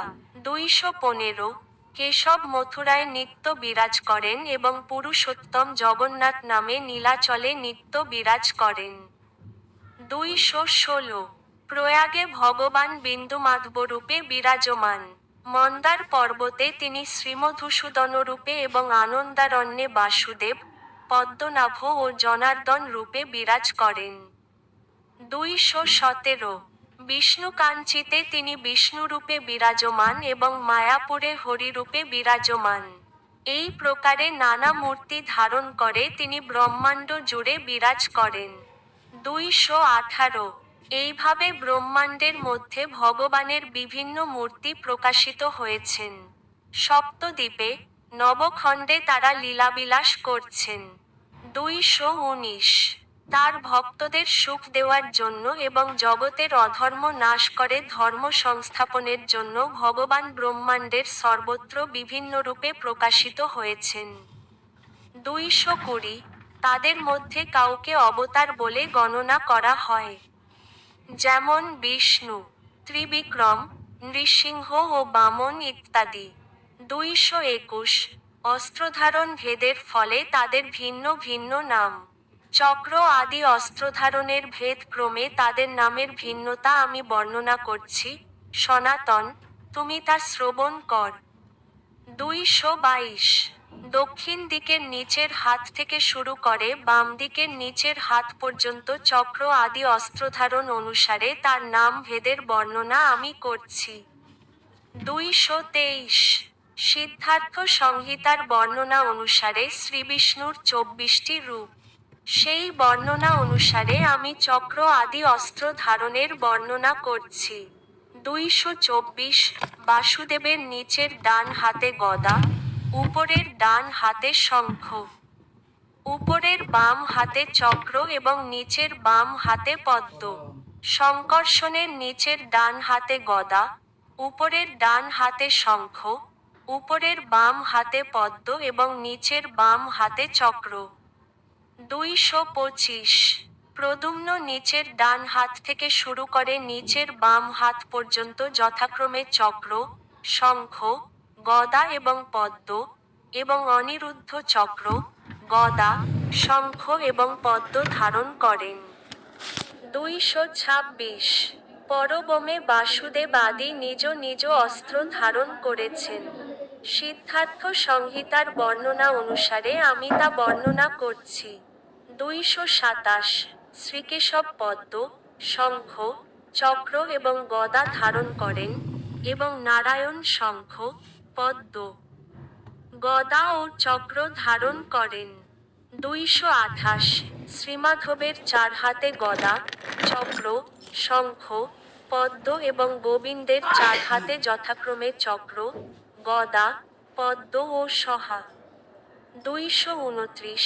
শ্রীবিষ্ণুর 4 হাতে গদা, পদ্ম, শঙ্খ, চক্র এবং মধুসূদনের 4 হাতে চক্র, শঙ্খ, পদ্ম ও গদা। 230। ত্রিবিক্রমের হাতে যথাক্রমে পদ্ম, গদা, চক্র, শঙ্খ এবং শ্রীবামনের হাতে যথাক্রমে শঙ্খ, চক্র, গদা ও পদ্ম। 231। শ্রীধরের 4 হাতে যথাক্রমে পদ্ম, চক্র, গদা, শঙ্খ এবং ঋষিকেশের 4 হাতে যথাক্রমে গদা, চক্র, পদ্ম ও শঙ্খ। 232। পদ্মনাভের 4 হাতে শঙ্খ, পদ্ম, চক্র, গদা এবং দামোদরের 4 হাতে পদ্ম, চক্র, গদা ও শঙ্খ। 233। পুরুষোত্তমের 4 হাতে চক্র, পদ্ম, শঙ্খ, গদা এবং শ্রীঅচ্যুতের 4 হাতে গদা, পদ্ম, চক্র ও শঙ্খ। 234। শ্রীনৃসিংহের 4 হাতে চক্র, পদ্ম, গদা, শঙ্খ এবং জনার্দনের 4 হাতে পদ্ম, চক্র, ও গদা। 235। শ্রীহরির 4 হাতে শঙ্খ, চক্র, পদ্ম, গদা এবং শ্রীকৃষ্ণের 4 হাতে শঙ্খ, গদা, পদ্ম ও চক্র। 236। অধোক্ষজের 4 হাতে পদ্ম, গদা, শঙ্খ, চক্র এবং উপেন্দ্রের 4 হাতে শঙ্খ, গদা, চক্র ও পদ্ম। 237। হয়শীর্ষ পঞ্চরাত্রে 16 জনের বর্ণনা করা হয়েছে। সেই বর্ণনা অনুসারে আমি তাদের চক্র আদি ধারণের বর্ণনা করছি। 238। হয়শীর্ষ পঞ্চরাত্রে বিভিন্নভাবে কেশব তার হাতে যথাক্রমে পদ্ম, শঙ্খ, গদা ও চক্র ধারণ করেছেন বলে বর্ণনা করা হয়েছে, এবং মাধব তার 4 হাতে যথাক্রমে চক্র, গদা, শঙ্খ ও পদ্ম ধারণ করেছেন বলে বর্ণনা করা হয়েছে। 239। হয়শীর্ষ পঞ্চরাত্রের বর্ণনা অনুসারে নারায়ণ এবং অন্যরাও তাদের 4 হাতে ভিন্নভাবে অস্ত্র ধারণ করেছেন বলে বর্ণনা করা হয়েছে। 240। ব্রজেন্দ্রনন্দন শ্রীকৃষ্ণের, স্বয়ং ভগবান, এবং নীলা পুরুষোত্তম, এই 2টি নাম। 241। দ্বারকা পুরীর আবরণরূপে এবং পুরীর 9টি স্থানে নববুহ রূপে ভগবান 9টি মূর্তি প্রকাশ করেছেন। 242 সেই 9 জন হচ্ছেন বাসুদেব, শঙ্কর্ষণ, প্রদ্যুম্ন, অনিরুদ্ধ, নারায়ণ, নৃসিংহ, হয়গ্রীব, বরাহ এবং ব্রহ্মা। 243 আমি প্রকাশ বিলাসের বর্ণনা করলাম, এখন আমি সাংসের ভেদ বর্ণনা করব। সনাতন, তুমি তা শোন। 244 শঙ্কর্ষণ এবং মৎস্য আদি তার 2 প্রকার অবতার। শঙ্কর্ষণ পুরুষাবতার এবং মৎস্য আদি লীলাবতার। 245-246 শ্রীকৃষ্ণের 6 প্রকার অবতার রয়েছে। তারা হচ্ছেন পুরুষাবতার, লীলাবতার, গুণাবতার, মনন্তরাবতার, যুগাবতার এবং শক্তাবেশাবতার। 247 বাল্য এবং পৌগগুরুপ বিগ্রহের ধর্ম। এইরূপে ব্রজেন্দ্রনন্দন শ্রীকৃষ্ণ লীলা করেন। 248 শ্রীকৃষ্ণের অবতার অন্তহীন এবং তাদের গণনা করে শেষ করা যায় না। চন্দ্র এবং বৃক্ষের শাখার সঙ্গে তুলনা করার মতো কেবল দিগদর্শনের চেষ্টা করছি। 249 হে দ্বিজগণ, মহা জলাশয় থেকে যেমন সহস্র সহস্র ক্ষুদ্র জলাশয় হয়, তেমনি সমস্ত চিন্ময় শক্তির আশ্রয় শ্রীহরির থেকে অসংখ্য অবতার প্রকাশিত হন। 250 প্রথমেই শ্রীকৃষ্ণ পুরুষাবতার রূপে প্রকাশিত হন। সেই পুরুষ 3 প্রকার। 251 নিত্যধামে বিশুর 3টি রূপকে বলা হয় পুরুষ। প্রথম মহত্তত্ত্বের স্রষ্টা কারণোদকশায়ী মহাবিষ্ণু, দ্বিতীয় গর্ভোদকশায়ী বিষ্ণু মিনি প্রতিটি ব্রহ্মাণ্ডে অবস্থান করেন। তৃতীয় ক্ষীরোদকশায়ী বিষ্ণু, তিনি প্রতিটি জীবের অন্তর্যামী পরমাত্মা। এই 3টি তত্ত্ব জানতে পারলে জড় জগতের বন্ধন থেকে মুক্ত হওয়া যায়। 252 শ্রীকৃষ্ণের অনন্ত শক্তির মধ্যে 3টি শক্তি প্রধান। এই 3টি শক্তি হল ইচ্ছা শক্তি, জ্ঞান শক্তি এবং ক্রিয়া শক্তি। 253 ইচ্ছা শক্তির অধিষ্ঠাতা শ্রীকৃষ্ণ, কেননা তার ইচ্ছার প্রভাবে সবকিছুর প্রকাশ হয়, এবং জ্ঞান শক্তির অধিষ্ঠাতা বাসুদেব। 254 ইচ্ছা শক্তি, জ্ঞান শক্তি এবং ক্রিয়াশক্তি ব্যতীত সৃষ্টি সম্ভব নয়। এই 3টি শক্তির সমন্বয়ের ফলে জড় জগৎ রচিত হয়। 255 শঙ্কর্ষণ বলরাম ক্রিয়াশক্তির অধিষ্ঠাতা, তিনি প্রাকৃত এবং অপ্রাকৃত জগৎ নির্মাণ করেন। 256 অহংকারের অধিষ্ঠাতা শঙ্কর্ষণ, শ্রীকৃষ্ণের ইচ্ছায় চিৎশক্তির দ্বারা গোলক, বৈকুণ্ঠ আদি ধাম প্রকট করেছেন। 257 যদিও চিন্ময় জগতের সৃষ্টির কোন প্রশ্নই ওঠে না, তথাপি শঙ্কর্ষণের ইচ্ছায় তার প্রকাশ হয়। 258 গোকুল নামক পরম ধাম একটি সহস্রদল পদ্মের মতো। তার কর্ণিকা শ্রীকৃষ্ণের নিবাসস্থল। এই পরম ধাম অনন্তের অংশ থেকে সৃষ্টি হয়েছে। 259 মায়ার দ্বারা শঙ্কর্ষণ সমস্ত ব্রহ্মাণ্ড সৃষ্টি করেন। জড়রূপা প্রকৃতি কখনো ব্রহ্মাণ্ডের কারণ নয়। 260 ঈশ্বরের শক্তি ব্যতীত জড় পদার্থ থেকে কখনোই ব্রহ্মাণ্ডের সৃষ্টি হতে পারে না। শঙ্করজন জোড়া প্রকৃতিতে শক্তির সঞ্চার করেন। 261 ঈশ্বরের শক্তির দ্বারা প্রকৃতি সৃষ্টি করে, ঠিক যেমন লোহার দাহিকা শক্তি নেই, কিন্তু অগ্নির প্রভাবে উত্তপ্ত হয়ে লোহা দাহিকা শক্তি লাভ করে।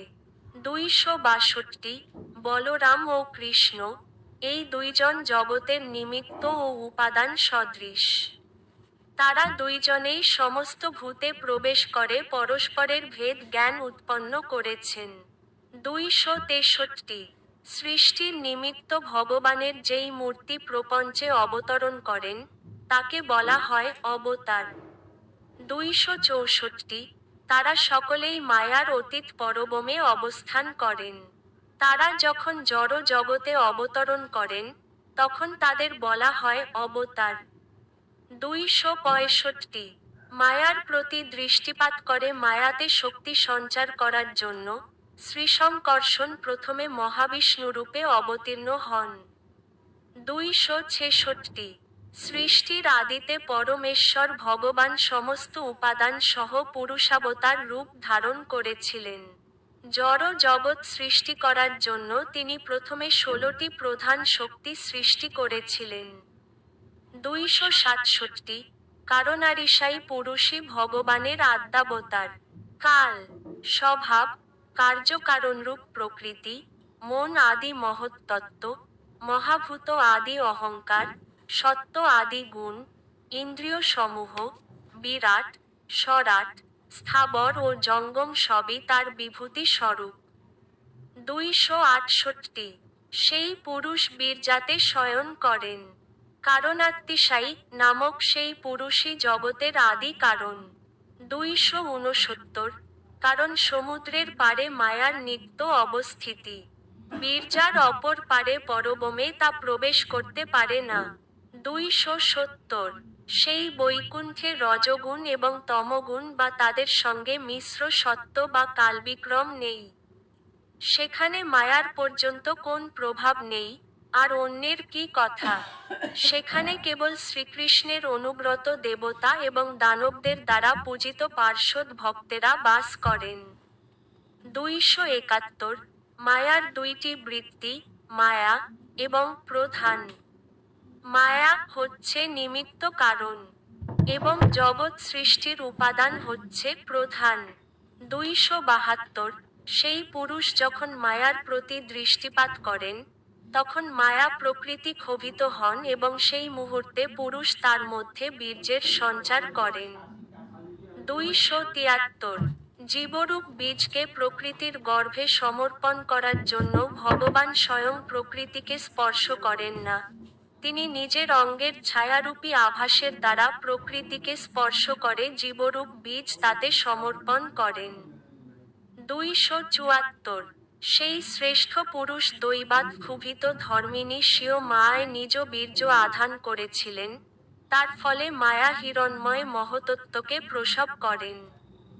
275 কালের বৃত্তির দ্বারা সর্বশক্তিমান ভগবান তার অংশস্বরূপ আদিপুরুষের দ্বারা গুণময়ী মায়ায় বীর্য আধান করেছিলেন। 276 তারপর মহত্তত্ত্ব থেকে 3 প্রকার অহংকারের উদ্ভব হয়, যা থেকে দেবতা, ইন্দ্রিয় এবং জড় উপাদানগুলির প্রকাশ হয়। 277 বিভিন্ন উপাদানের সমন্বয়ে পরমেশ্বর ভগবান ব্রহ্মাণ্ডসমূহ সৃষ্টি করলেন। সেই সমস্ত ব্রহ্মাণ্ড অসংখ্য, তাদের সংখ্যা গণনা করা সম্ভব নয়। 278 সেই মহৎ স্রষ্টা পুরুষের নাম মহাবিষ্ণু, তার লোমকূপ থেকে অনন্ত ব্রহ্মাণ্ড প্রকাশিত হয়। 279-280 গবাক্ষের মধ্য দিয়ে যেমন রেণু উড়ে যাওয়া আসা করে, তেমনি মহাবিষ্ণুর নিঃশ্বাসের সঙ্গে সমস্ত ব্রহ্মাণ্ড নির্গত হয় এবং পুনরায় তার প্রশ্বাসের সঙ্গে সেগুলি তার দেহের অভ্যন্তরে প্রবেশ করে। মহাবিষ্ণুর অনন্ত ঐশ্বর্য জড় ধারণার অতীত। 281 ব্রহ্মা এবং জগতের অন্যান্য পতিগণ যার লোমকূপ থেকে জন্মগ্রহণ করেন, এবং তার এক নিঃশ্বাস কাল পর্যন্ত জীবিত থাকেন, সেই মহাবিষ্ণু যার অংশের অংশ, সেই আদিপুরুষ গোবিন্দকে আমি ভজনা করি। 282 মহাবিষ্ণু হচ্ছেন সমস্ত ব্রহ্মাণ্ডের পরমাত্মা, তিনি কারণ সমুদ্রে শয়ন করেন এবং তিনি সমস্ত জগতের প্রভু। 283 এইভাবে আমি প্রথম পুরুষাবতার মহাবিষ্ণুর তত্ত্ব বিশ্লেষণ করলাম। এখন আমি দ্বিতীয় পুরুষাবতারের কথা বর্ণনা করব। 284 অনন্ত কোটি ব্রহ্মাণ্ড সৃষ্টি পূর্বক মহাবিষ্ণু বহু মূর্তি ধারণ করে প্রতিটি ব্রহ্মাণ্ডে প্রবেশ করলেন। 285 সেই অনন্তকোটি ব্রহ্মাণ্ডে প্রবেশ করে মহাবিষ্ণু দেখলেন যে সেখানে সবকিছুই গভীর অন্ধকারাচ্ছন্ন এবং সেখানে তার অবস্থান করার মতো কোন স্থান নেই, তখন তিনি বিচার করলেন। 286 তার অঙ্গের শ্বেত জলে তিনি ব্রহ্মাণ্ডের অর্ধাংশ পূর্ণ করলেন এবং সেই জলে শেষ শয্যায় শয়ন করলেন। 287 তার নাভিপদ্ম থেকে একটি পদ্ম প্রকাশিত হল এবং সেই পদ্ম হল ব্রহ্মার জন্মস্থান। 288 সেই পদ্মের নালে চতুর্দশ ভুবন প্রকাশিত হল এবং তিনি স্বয়ং ব্রহ্মা হয়ে সমগ্র ব্রহ্মাণ্ড সৃষ্টি করলেন। 289 এইভাবে পরমেশ্বর ভগবান বিষ্ণুরূপে সমগ্র জগৎ পালন করেন। শ্রীবিষ্ণু জোড়া প্রকৃতির তিনটি গুণের অতীত, জোড়া প্রকৃতি তাকে স্পর্শও করতে পারে না। 290 পরমেশ্বর ভগবান রুদ্ররূপ ধারণ করে জগতের প্রলয় কার্য সাধন করেন। অর্থাৎ পরমেশ্বর ভগবানের ইচ্ছার প্রভাবেই কেবল সৃষ্টি, স্থিতি এবং প্রলয় কার্য সাধিত হয়। 291 ব্রহ্মা, বিষ্ণু এবং শিব তার গুণ অবতার। সৃষ্টি, স্থিতি এবং প্রলয় যথাক্রমে এই তিন জনের দ্বারা সাধিত হয়। 292 গর্ভদোক্ষায়ী বিষ্ণু, যিনি হিরণ্যগর্ভ এবং অন্তর্যামী নামেও পরিচিত। সহস্রশীর্ষ আদি বৈদিক শ্লোকে তার কীর্তন করা হয়েছে। 293 গর্ভদোক্ষায়ী বিষ্ণু নামক দ্বিতীয় পুরুষাবতার মায়ার আশ্রয়, কিন্তু তবুও তিনি মায়াতীত। 294 তৃতীয় পুরুষাবতার হচ্ছেন ক্ষীরোদোক্ষায়ী বিষ্ণু। তিনি সত্যগুণের অবতার। তাকে পুরুষাবতার এবং গুণাবতারের মধ্যে গণনা করা হয়। 295 এই ক্ষীরোদোক্ষায়ী বিষ্ণু হচ্ছেন ভগবানের বিরাটরূপ এবং তিনি সমস্ত জীবের অন্তর্যামী। তিনি ব্রহ্মাণ্ডের পালনকর্তা এবং প্রভু। 296 সনাতন, আমি এতক্ষণ পুরুষাবতারের তত্ত্ব নিরূপণ করলাম। এখন আমি লীলাবতারের তত্ত্ব বর্ণনা করব, তুমি তা শ্রবণ কর। 297 শ্রীকৃষ্ণের লীলাবতার গণনা করে শেষ করা যায় না। আমি কেবল প্রধান প্রধান লীলাবতারদের কথা বর্ণনা করে দিগদর্শন করব। 298 ভগবানের লীলাবতার হচ্ছেন মৎস্য, কূর্ম, রঘুনাথ, নৃসিংহ, বামন ও বরাহ ইত্যাদি। তাদের সংখ্যা গণনা করে শেষ করা যায় না। 299 হে ভগবান, আপনি মৎস্য, হয়গ্রীব, কূর্ম, নৃসিংহ, বরাহ, হংস, রামচন্দ্র, পরশুরাম, বামনদেব ইত্যাদি রূপে বিবিধ অবতারে আমাদের ত্রিভুবনকে প্রতিপালিত করেন। হে যদুকুল শ্রেষ্ঠ, আপনাকে আমরা বন্দনা করি। এখন আপনি এই পৃথিবীর ভার গ্রহণ করুন। 300 আমি লীলাবতারদের দিগদর্শন করলাম। এখন আমি গুণাবতারদের কথা বর্ণনা করছি, তা শ্রবণ কর। 301 ব্রহ্মা, বিষ্ণু এবং শিব এই তিনজন হচ্ছেন গুণাবতার। তারা প্রকৃতির তিনটি গুণ অঙ্গীকার করে সৃষ্টি আদি কার্য সাধন করেন। 302-303 পূর্বকৃত ভক্তিমিশ্রিত পুণ্যকর্মের প্রভাবে পুণ্যবান কোন উত্তম জীবকে গর্ভদোক্ষায়ী বিষ্ণু রজগুণের দ্বারা বিভাবিত করে তার মধ্যে নিজ শক্তি সঞ্চার করেন এবং ব্রহ্মারূপে তার দ্বারা জগতের সৃষ্টিকার্য সাধন করেন। 304 সূর্য যেমন বিভিন্ন মণিতে তার তেজ কিয়ৎ পরিমাণে প্রকট করেন, তেমনি যে আদি পুরুষ গোবিন্দ কোন পুণ্যবান জীবের মধ্যে তার শক্তি সঞ্চার করে ব্রহ্মারূপে ব্রহ্মাণ্ডের সৃষ্টি কার্য সাধন করেন, তাকে আমি ভজনা করি।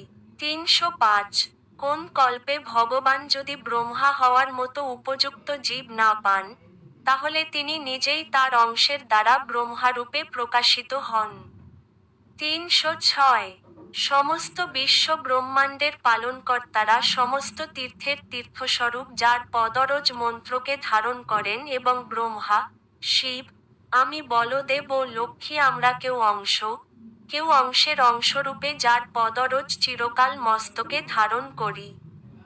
তার কাছে সামান্য রাজ সিংহাসনের কি মাহাত্ম্য। 307 পরমেশ্বর ভগবান শ্রীকৃষ্ণ তার অংশের কলায় তমগুণ অঙ্গীকার করে জড় জগৎকে সংহার করার জন্য রুদ্ররূপ ধারণ করেন। 308 রুদ্রের বিভিন্ন রূপ যা মায়ার সঙ্গ প্রভাবে বিকার প্রাপ্ত হয়েছে। রুদ্র জীবতত্ত্ব নন, আবার তিনি শ্রীকৃষ্ণের স্বরূপও নন। 309 দুধ অম্লের সংযোগে দধিতে পরিণত হলেও দধি দুধ থেকে ভিন্ন বস্তু নয়, কিন্তু তা দুধ হতে পারে না। 310 বিকার বিশেষ যোগে দুধ যেমন দধিতে পরিণত হয়, বিকার ব্যতীত তাতে আর কোন হেতু নেই। তেমনি যে আদি পুরুষ গোবিন্দ কোন বিশেষ কার্য সম্পাদন করার জন্য স্বস্তুতে পরিণত হন, তাকে আমি ভজনা করি। 311 শিব মায়ার সঙ্গী, তাই তিনি তমগুণের দ্বারা আবিষ্ট। কিন্তু বিষ্ণু মায়ার অতীত এবং গুণের অতীত। তিনি পরমেশ্বর ভগবান। 312 বৈকারিক, তৈজস ও তামস এই তিন প্রকার অহংকার দ্বারা আবৃত এবং সর্বদা মায়া শক্তিযুক্ত তত্ত্বই শিব। 313 শ্রীহরি প্রকৃতির অতীত সাক্ষাৎ নির্গুণ পুরুষ। তিনি সবকিছুর দ্রষ্টা এবং সকলের ধায়ক, তাকে ভজন করলে জীব নির্গুণ হয়। 314 জগৎ পালনের জন্য শ্রীকৃষ্ণের অংশ বিষ্ণুরূপে অবতীর্ণ হন। তিনি সত্যগুণের পরিচালক, তাই তিনি জোড়া প্রকৃতির গুণের অতীত। 315 শ্রীবিষ্ণু শ্রীকৃষ্ণের সাংশ প্রকাশ। তার ঐশ্বর্য প্রায় শ্রীকৃষ্ণের অংশেরই মতো। বেদে বর্ণনা করা হয়েছে যে শ্রীকৃষ্ণ অংশী এবং বিষ্ণু তার অংশ। 316 দীপশিখা যেমন ভিন্ন আধারে পৃথক দ্বীপের মতো কার্য করে, অর্থাৎ পূর্ব দ্বীপের মতো সমান ধর্মা, তেমনি যে আদিপুরুষ গোবিন্দ, বিষ্ণু হয়ে প্রকাশ পাচ্ছেন তাকে আমি ভজন করি। 317 ব্রহ্মা এবং শিব ভগবানের আদেশ পালনকারী ভক্তাবতার, কিন্তু পালনকর্তা শ্রীবিষ্ণু। তিনি শ্রীকৃষ্ণের স্বরূপ আকার। 318 ব্রহ্মা বললেন, পরমেশ্বর ভগবান শ্রীহরির দ্বারা নিযুক্ত হয়ে আমি সৃষ্টি করি, এবং তার আদেশ অনুসারে শিব সংহার করেন। ত্রিগুণময়ী মায়ার নিয়ন্তা শ্রীহরি পুরুষরূপে বিশ্বকে পালন করেন। 319 সনাতন। এখন তুমি মনন্তর অবতারদের বর্ণনা শোন। তাদের সংখ্যা অগণিত, তাদের উৎস সম্বন্ধে শ্রবণ কর। 320 ব্রহ্মার একদিনে 14টি মনন্তর হয় এবং ভগবান তখন 14 রূপে অবতরণ করেন। 321 ব্রহ্মার একদিনে 14 মনন্তর অবতার, এক মাসে 420 মনন্তর অবতার এবং এক বছরে 5040 মনন্তর অবতার। 322 ব্রহ্মার আয়ুষ্কাল 100 বৎসর, এবং তার আয়ুষ্কালে 5,04,000 মনন্তর অবতার। 323 এইভাবে কেবল একটি ব্রহ্মাণ্ডের মনন্তর অবতারদের সংখ্যা গণনা করা হলো। সুতরাং অনন্ত কোটি ব্রহ্মাণ্ডে যে কত মনন্তর অবতার রয়েছেন তা কল্পনাও করা যায় না। আর ব্রহ্মার আয়ুষ্কাল মহাবিষ্ণুর এক নিঃশ্বাস। 324 মহাবিষ্ণুর নিঃশ্বাসের অন্ত নেই। সুতরাং ভেবে দেখ, এমনকি এক মনন্তর অবতারদের সম্বন্ধে বলে বা লিখে শেষ করা যায় না। 325 স্বয়ম্ভব মনন্তরে অবতার হচ্ছেন যজ্ঞ, ষাড়শীষ মনন্তরে অবতার হচ্ছেন বিভু ও উত্তম মনন্তরে সত্যসেন, এবং তামস মনন্তরে হরি। 326 রৈবত মনন্তরে অবতারের নাম বৈকুণ্ঠ, চাক্ষুষ মনন্তরে অবতারের নাম অজিত, বৈবস্বত মনন্তরে বামন, সাব্য মনন্তরে সার্বভৌম এবং দক্ষ সাব্য মনন্তরে ঋষভ। 327 ব্রহ্মসাবর্ণ মনন্তরে অবতারের নাম বিযুক্সন, ধর্মসাব্যে অবতারের নাম ধর্মসেতু, রুদ্রসাব্যে অবতারের নাম সুধামা এবং দেবসাবন্যে অবতারের নাম যোগেশ্বর। 328 ইন্দ্রসাব্য মনন্তরে অবতারের নাম বৃহৎ ভানু, এই 14 মন্বন্তরে 14 জন অবতারের নাম। 329 সনাতন। এখন যুগাবতারদের কথা শোন। যুগ 4টি: সত্যযুগ, ত্রেতাযুগ, দ্বাপরযুগ এবং কলিযুগ। 330। এই 4টি যুগে শ্রীকৃষ্ণ যথাক্রমে শুরু, রক্ত, কৃষ্ণ এবং পীতবর্ণ ধারণ করে যুগধর্ম স্থাপন করেন। 331। এই বালকটি, কৃষ্ণ, অন্য 3টি যুগে শুক্ল, রক্ত ও পীতবর্ণ ধারণ করে। এখন দাপরে সে কৃষ্ণবর্ণ ধারণ করেছে। 332। সত্যযুগের যুগাবতারের নাম শুরু। তার বর্ণ শুক্র। তিনি চতুর্ভুজ এবং জটাধারী। তার পরনে বন্ধল এবং কৃষ্ণসার মৃগের চর্ম তার আসন। তিনি যজ্ঞোপবীত এবং রুদ্রাক্ষের মালা ধারণ করেছেন। হাতে তার দণ্ড এবং কোমণ্ডলু এবং তিনি ছিলেন ব্রহ্মচারী। 333। ত্রেতা যুগে ভগবান রক্তবর্ণ ধারণ করে চতুর্ভুজ রূপে অবতীর্ণ হন। তার উদরে ত্রিবলি রেখা সমন্বিত এবং তার কেশ সুবর্ণবর্ণ। তার রূপ সমস্ত বৈদিক জ্ঞান প্রকাশ করে এবং তিনি যজ্ঞের যুগ, যুব আদি লক্ষণ যুক্ত। 334।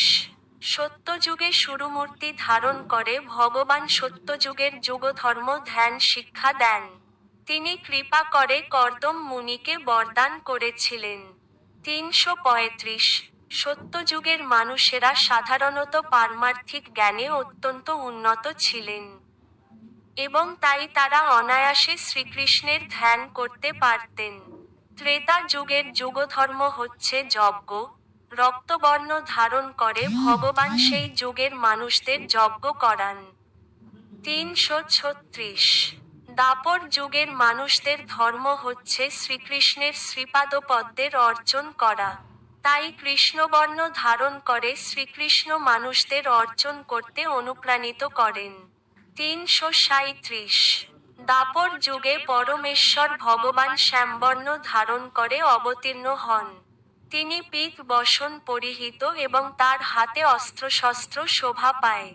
তিনি কৌস্তভ মণি ও শ্রীবৎসাদি চিহ্নসমূহের দ্বারা সজ্জিত। এইভাবে তার লক্ষণগুলি বর্ণিত হয়েছে।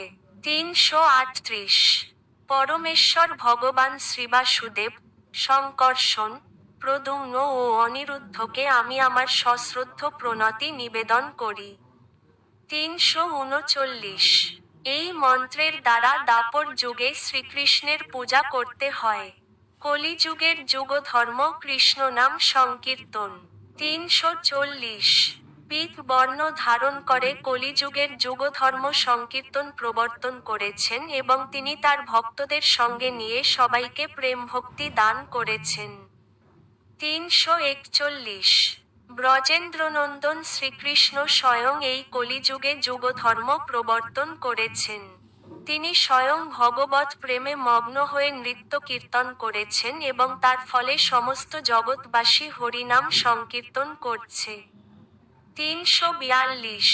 যে পরমেশ্বর ভগবান, কৃষ ও ন পদাংশ দুইটি নিরন্তর উচ্চারণ করেন, কলিযুগের বুদ্ধিমান মানুষেরা তার উপাসনার নিমিত্ত সমবেতভাবে নাম সংকীর্তন করে থাকেন। যদিও তার গাত্রবর্ণ কৃষ্ণ নয়, তবুও তিনিই কৃষ্ণ। তিনি সর্বদা তার পার্ষদ, সেবক, সংকীর্তনরূপ অস্ত্র ও ঘনিষ্ঠ সহচর পরিবৃত থাকেন। 343। অন্য 3 যুগে সত্য, ত্রেতা এবং দ্বাপরে যথাক্রমে ধ্যান, যজ্ঞ, অর্চন করে যে ফল লাভ হয়। কলিযুগে কেবল হরে কৃষ্ণ মহামন্ত্র কীর্তন করার ফলে সেই ফল লাভ হয়। 344। হে রাজন, দোষের নিধি এই কলিযুগের একটি মহৎ গুণ আছে। কলিযুগে ভগবানের নাম কীর্তনের প্রভাবেই জীব জড় জগতের বন্ধন থেকে মুক্তিলাভ করেন। 345। সত্যযুগে বিষ্ণুকে ধ্যান করে। ত্রেতাযুগে যজ্ঞের মাধ্যমে যোজন করে এবং দ্বাপর যুগে অর্চন আদি করে যে ফল লাভ হতো, কলিকালে কেবলমাত্র হরে কৃষ্ণ মহামন্ত্র কীর্তনে সেই সকল ফল লাভ হয়। 346 সত্য যুগে ধ্যান করে। ত্রেতা যুগে যজ্ঞের দ্বারা যোজন করে এবং দাপর যুগে অর্চনাদি করে যে ফল লাভ হতো, কলিকালে হরিনাম সংকীর্তনের ফলে সেই সমস্ত ফল লাভ হয়। 347 গুণজ্ঞ সারগ্রাহী মহাত্মারা কলিযুগকে এজন্য ধন্য বলেন। কেননা কলিযুগে কেশল হরিনাম সংকীর্তনের ফলেই সর্বস্বার্থ লাভ হয়। 348 পূর্বে গুণাবতারদের বর্ণনা করার সময় আমি উল্লেখ করেছিলাম যে, ভগবানের অবতারদের গণনা করে শেষ করা যায় না। 349 চার যুগে এই চার যুগাবতার, এই কথা শুনে পরোক্ষভাবে সনাতন গোস্বামী শ্রীচৈতন্য মহাপ্রভুকে জিজ্ঞাসা করলেন। 350 সনাতন গোস্বামী ছিলেন নবাব হোসেন শাহের মন্ত্রী এবং তার বুদ্ধিমত্তা ছিল দেবগুরু বৃহস্পতির মতো। শ্রীচৈতন্য মহাপ্রভুর কৃপায় তিনি নিঃসংকোচে তাকে প্রশ্ন জিজ্ঞাসা করছিলেন। 351 সনাতন গোস্বামী জিজ্ঞাসা করলেন, আমি অত্যন্ত ক্ষুদ্র জীব। আমি অত্যন্ত নীচ এবং আমার আচরণ অত্যন্ত জঘন্য। কিভাবে আমি জানতে পারবো কলিযুগে কোন অবতার? 352 শ্রীচৈতন্য মহাপ্রভু উত্তর দিলেন, শাস্ত্রের নির্দেশ অনুসারে অন্যান্য অবতারদের জানা যায়। কলিযুগের অবতারকেও তেমনি শাস্ত্রের বাণীর মাধ্যমে চিনতে হবে। 353 সর্বজ্ঞ মহামুনি ব্যাসদেব রচিত বৈদিক শাস্ত্রই হচ্ছে একমাত্র প্রমাণ। আমাদের মতো বদ্ধ জীবেরা শাস্ত্র মাধ্যমেই কেবল যথার্থ জ্ঞান অর্জন করতে পারে। 354 অবতার কখনো আমি অবতার অথবা আমি ভগবান বলেন না। মহামুনি ব্যাসদেব সবকিছু জেনে শাস্ত্রে অবতারের সমস্ত লক্ষণ বিচার করেছেন। 355 প্রাকৃত শরীরহীন অপ্রাকৃত শরীর পরমেশ্বর ভগবানের অবতার তত্ত্ব জীবের পক্ষে জানা অসম্ভব। সেই অতুলনীয় এবং অলৌকিক বীর্যের দ্বারা তোমার সেই সমস্ত অবতারদের কদাচিৎ জানা যায়। 356 স্বরূপ এবং তটস্থ এই দুই লক্ষণের দ্বারা মহান ঋষিরা কোন বস্তুর তত্ত্ব অবগত হন। 357 আকৃতি, প্রকৃতি এবং স্বরূপ, এই তিনটি স্বরূপ বা মুখ্য লক্ষণ। কার্যের দ্বারা জ্ঞানী, তটস্থ বা গৌণ লক্ষণ। 358 শ্রীমদ্ভাগবতের শুরুতে মঙ্গলাচরণে শ্রীল ব্যাসদেব এই দুইটি লক্ষণের মাধ্যমে পরমেশ্বর ভগবানের তত্ত্ব নিরূপণ করেছেন। 359 হে বসুদেব তনয় শ্রীকৃষ্ণ, হে সর্বব্যাপ্ত পরমেশ্বর ভগবান, আমি আপনাকে আমার সশ্রদ্ধ প্রণতি নিবেদন করি। আমি শ্রীকৃষ্ণের ধ্যান করি কেননা তিনি হচ্ছেন প্রকাশিত ব্রহ্মাণ্ড সমূহের সৃষ্টি, স্থিতি এবং প্রলয়ের পরম কারণ। তিনি প্রত্যক্ষ এবং পরোক্ষভাবে সবকিছু সম্বন্ধে অবগত। এবং তিনি সম্পূর্ণভাবে স্বাধীন কেননা তার অতীত আর কোনো কারণ নেই। তিনিই আদি কবি ব্রহ্মার হৃদয়ে সর্বপ্রথম বৈদিক জ্ঞান প্রদান করেছিলেন। তার দ্বারা মহান ঋষিরা এবং স্বর্গের দেবতারা মোহাচ্ছন্ন হয়ে পড়েন। ঠিক যেভাবে মোহাচ্ছন্ন হয়ে পড়লে আগুনে জল দর্শন হয়, অথবা জলে মাটি দর্শন হয়। তারই প্রভাবে জোড়া প্রকৃতির তিনটি গুণের মাধ্যমে জড় জগৎ সাময়িকভাবে প্রকাশিত হয় এবং তা অলীক হলেও সত্যবৎ প্রতিভাত হয়। তাই আমি সেই পরমেশ্বর ভগবান শ্রীকৃষ্ণের ধ্যান করি, যিনি জড় জগতের মোহ থেকে সম্পূর্ণভাবে মুক্ত এবং যিনি তার ধামে নিত্যকাল বিরাজ করেন। আমি তার ধ্যান করি কেননা তিনিই হচ্ছেন পরম সত্য। 360 শ্রীমদ্ভাগবতের এই শ্লোকে পরম শব্দে পরমেশ্বর ভগবান শ্রীকৃষ্ণকে বোঝান হয়েছে। সত্যম শব্দে তার স্বরূপ লক্ষণ নিরূপিত হয়েছে। 361 এই শ্লোকে বর্ণনা করা হয়েছে যে ভগবান জগতের সৃষ্টি আদি কার্য সম্পাদন করলেন। এবং ব্রহ্মাকে বৈদিক জ্ঞান প্রদান করলেন যাতে তিনি ব্রহ্মাণ্ড সৃষ্টি করতে পারেন। সেখানে আরও উল্লেখ করা হয়েছে যে ভগবান প্রত্যক্ষভাবে এবং পরোক্ষভাবে সবকিছু সম্বন্ধে পূর্ণরূপে অবগত। তিনি অতীত, বর্তমান এবং ভবিষ্যৎ সম্বন্ধে সবকিছু জানেন এবং তার স্বরূপ শক্তি মায়া থেকে ভিন্ন। 362 এই সমস্ত কার্য তার তটস্থ লক্ষণ। মহান মুনি ঋষিরা পরমেশ্বর ভগবানের অবতারদের চিনতে পারেন এই স্বরূপ লক্ষণ ও তটস্থ লক্ষণের মাধ্যমে। ভগবানের সমস্ত অবতারদের এইভাবেই জানা উচিত। 363 ভগবান যখন অবতরণ করেন তখন সকলে তাকে দেখতে পান। এই দুইটি লক্ষণের দ্বারা তখন কেউ কেউ তাকে পরমেশ্বর ভগবান বলে চিনতে পারেন। 364 সনাতন গোস্বামী তখন বললেন, তার লক্ষণ হচ্ছে তার অঙ্গকান্তি পীতবর্ণ এবং তার কার্য হচ্ছে সংকীর্তন যজ্ঞের মাধ্যমে কৃষ্ণপ্রেম বিতরণ করা।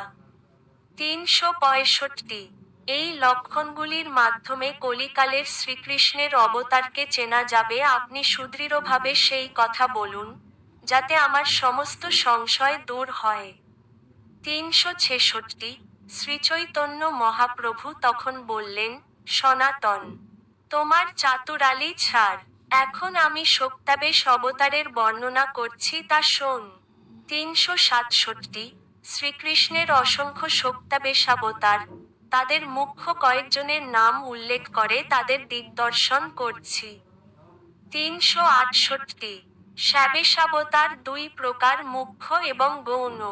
যারা সাক্ষাৎ পরমেশ্বর ভগবানের শক্তির দ্বারা আবিষ্ট তাদের বলা হয় অবতার, এবং যাদের মধ্যে ভগবানের শক্তির আভাস দেখা যায় তাদের বলা হয় বিভূতি। 369 চতুষ্ষণ, নারদ, পৃথু, পরশুরাম, জীবরূপ ব্রহ্মা ভগবানের শক্তাবেশাবতার। 370 বৈকুণ্ঠে শেষ এবং জড় জগতে অনন্ত, মুখ্য শক্তাবেশাবতার।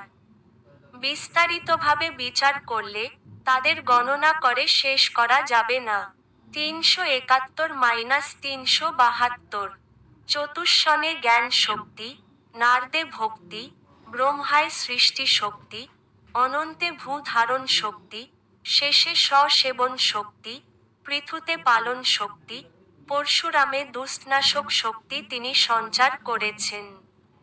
373 জ্ঞানশক্তি আদি কলার দ্বারা যেখানে ভগবানের শক্তির আবেশ, সেই সমস্ত মহত্তম জীবস্কল আবেশ অবতার বলে গণিত হন। 374 ভগবদ্গীতায় একাদশ অধ্যায় সমগ্র জগতে যে শ্রীকৃষ্ণের শক্তির আভাসের আবেশের বর্ণনা করা হয়েছে তাকে বলা হয় বিভূতি। 375 যে সমস্ত জীব বিভূতিমান ও শ্রীমান তাদের আমার তেজাংশ সম্ভব বলে জেন। 376 ভগবান শ্রীকৃষ্ণ বলেন, হে অর্জুন, এর থেকে বেশি আর কি বলবো? আমি আমার প্রকাশের এক অংশের দ্বারা সমস্ত জগতে প্রবিষ্ট হয়ে বর্তমান থাকি। 377 এইভাবে আমি শক্তাবেশাবতারদের বর্ণনা করলাম। এখন আমি শ্রীকৃষ্ণের বাল্য, পৌগণ্ড এবং কৈশোরের ধর্ম বিচার করছি, তা শ্রবণ কর। 378-379 কিশোরশেখর ধর্মী ব্রজেন্দ্রনন্দন যখন এই জড় জগতে তার লীলা প্রকট করতে মনস্থ করেন, তখন প্রথমে তিনি তার পিতা মাতা আদি ভক্তদের প্রকট করিয়ে জন্মাদি লীলা প্রকাশ করে স্বয়ং প্রকট হন। 380 নিত্যলীলা বিলাসকারী সর্বভক্তি রসের আশ্রয় শ্রীকৃষ্ণের বিবিধ বয়স থাকলেও কিশোর বয়স শ্রেষ্ঠ। 381 শ্রীকৃষ্ণ ক্রম অনুসারে ক্ষণে ক্ষণে পুতনা বধ আদি সমস্ত লীলা প্রকট করেন। তার সকল লীলাই নিত্য। 382 অসংখ্য অনন্ত ব্রহ্মাণ্ডে প্রতিক্ষণ সম্বন্ধিনী লীলা প্রকট হয়ে অন্য ব্রহ্মাণ্ডে আবার সেই ক্ষণ সম্বন্ধিনী লীলার উদয় হয়। 383 গঙ্গার ধারা যেমন নিরবচ্ছিন্ন, তেমনি শ্রীকৃষ্ণের লীলাও নিরবচ্ছিন্নভাবে ভিন্ন ভিন্ন ব্রহ্মাণ্ডে প্রকট হয়। 384 শ্রীকৃষ্ণ তার বাল্যলীলা পৌগগুলীলা প্রদর্শন করে কৈশোরতা প্রাপ্ত হন। কৈশোরে তার নিত্য স্থিতি। এই বয়সেই তিনি রাস আদি লীলাবিলাস করেন। 385 সমস্ত শাস্ত্রে বর্ণনা করা হয়েছে যে শ্রীকৃষ্ণের লীলা নিত্য। কিন্তু এই লীলা যে কিভাবে নিত্য হয়, সাধারণ মানুষ তা বুঝতে পারে না। 386 মানুষ যাতে বুঝতে পারে কৃষ্ণের লীলা কিভাবে নিত্য, তাই আমি দৃষ্টান্ত দিয়ে সেই তত্ত্ব বিশ্লেষণ করছি। তার একটি দৃষ্টান্ত হচ্ছে জ্যোতিষচক্রের প্রমাণ। 387 জ্যোতিষচক্রে সূর্য যেমন দিন রাত ভ্রমণ করে সপ্তসিন্ধু ক্রমে ক্রমে অতিক্রম করে। 388 বৈদিক গণনা অনুসারে রাত্র এবং দিনে 60 দণ্ড হয় এবং পুনরায় তা 3600 পলে বিভক্ত হয়। 389 60 পলে ক্রমে ক্রমে সূর্যের উদয় হয়। 60 পলে 1 দণ্ড হয় এবং 8 দণ্ডে 1 প্রহর। 390 সূর্যোদয় থেকে সূর্যাস্ত পর্যন্ত 4 প্রহর, এবং রাত্রির দৈর্ঘ্য 4 প্রহর। এইভাবে দিন এবং রাত্রি বিভক্ত হয়েছে। 391 এইভাবে শ্রীকৃষ্ণের লীলা মণ্ডল চতুর্দশ মন্বন্তরে সমগ্র ব্রহ্মাণ্ড জুড়ে ক্রমে ক্রমে প্রকাশিত হয়। 392 শ্রীকৃষ্ণ 125 বছর তার লীলা প্রকট করেন এবং তিনি বৃন্দাবনে ও দ্বারকায় তার লীলা আস্বাদন করেন। 393 অলাতচক্রের মতো সেই লীলাচক্র শ্রীকৃষ্ণ নিরবচ্ছিন্নভাবে এক ব্রহ্মাণ্ড থেকে আর এক ব্রহ্মাণ্ডে উদয় করান। 394 জন্ম, বাল্য, পৌগণ্ড, কৈশোর লীলাসমূহ প্রকাশ করে। পুতনা বধ আদি লীলাবিলাস করে অবশেষে মৌসল লীলায় যদু বংশ ধ্বংসের লীলা প্রকাশ করেন। এক ব্রহ্মাণ্ড থেকে আর এক ব্রহ্মাণ্ডে ক্রমান্বয়ে এই সমস্ত লীলা নিরবচ্ছিন্নভাবে প্রকট হয়। 395 এক ব্রহ্মাণ্ড থেকে আর এক ব্রহ্মাণ্ডে নিরন্তর প্রকট হচ্ছে, তাই বেদ এবং পুরাণে শ্রীকৃষ্ণের লীলাকে নিত্য বলে বর্ণনা করা হয়েছে। 396 গোলক ও গোকুলধাম শ্রীকৃষ্ণেরই মতো শক্তি এবং ঐশ্বর্য সমন্বিত। শ্রীকৃষ্ণের ইচ্ছায় সমস্ত ব্রহ্মাণ্ডে গোলক এবং গোকুলের প্রকাশ হয়। 397 গোলক বৃন্দাবনে শ্রীকৃষ্ণের লীলা বিলাস নিত্য হচ্ছে এবং ব্রহ্মাণ্ড সমূহে ক্রমে ক্রমে তার প্রকাশ হয়। 398 শ্রীকৃষ্ণ ব্রজে সর্বৈশ্বর্য প্রকাশ করেন। তাই ব্রজেন্দ্রনন্দন পূর্ণতম। দ্বারকা ও মথুরা পুরীদয়ে কৃষ্ণ তার থেকে অল্পভাবে সর্বৈশ্বর্য প্রকাশ করেন। সেজন্য সেখানে তিনি পূর্ণতর, এবং পরমবম বৈকুণ্ঠে কৃষ্ণ পুরীদয় অপেক্ষাও স্বল্পরূপে সর্বৈশ্বর্য প্রকাশ করেন। তাই সেখানে তিনি পূর্ণ। 399 শ্রেষ্ঠ, মধ্য ও আদি শব্দের দ্বারা নাট্যশাস্ত্রে যিনি পরিপঠিত হন, সেই ভগবান হরি পূর্ণ, পূর্ণতর ও পূর্ণতম এই 3 প্রকার। 400 অল্প গুণের প্রকাশক হরি পূর্ণ, সর্বগুণের স্বল্প প্রকাশক হরি পূর্ণতর, আর যাতে সমস্ত গুণ প্রকাশিত সেই হরি পূর্ণতম। পণ্ডিতেরা এইভাবে কীর্তন করেন। 401 গোকুলে কৃষ্ণের পূর্ণতমতা। দ্বারকা মথুরায় পূর্ণতরতা ও পরবমে পূর্ণতা ব্যক্ত হয়েছিল। 402 এই কৃষ্ণ ব্রজে পূর্ণতম ভগবান। অন্যত্র তার আর সব স্বরূপ পূর্ণতর অথবা পূর্ণ। 403 আমি সংক্ষেপে শ্রীকৃষ্ণের অপ্রাকৃত স্বরূপের বিচার করলাম। অনন্তদেব বিস্তারিতভাবে বর্ণনা করতে পারেন না। 404 শ্রীকৃষ্ণের অপ্রাকৃত স্বরূপ অন্তহীন, কেউই তা গণনা করতে পারে না। আমি এখানে যা বিশ্লেষণ করলাম তা দিগদর্শন মাত্র।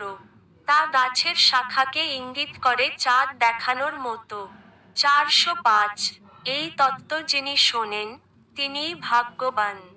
এবং শ্রীকৃষ্ণের স্বরূপ তত্ত্বের সম্বন্ধে তার কিছু জ্ঞান হয়।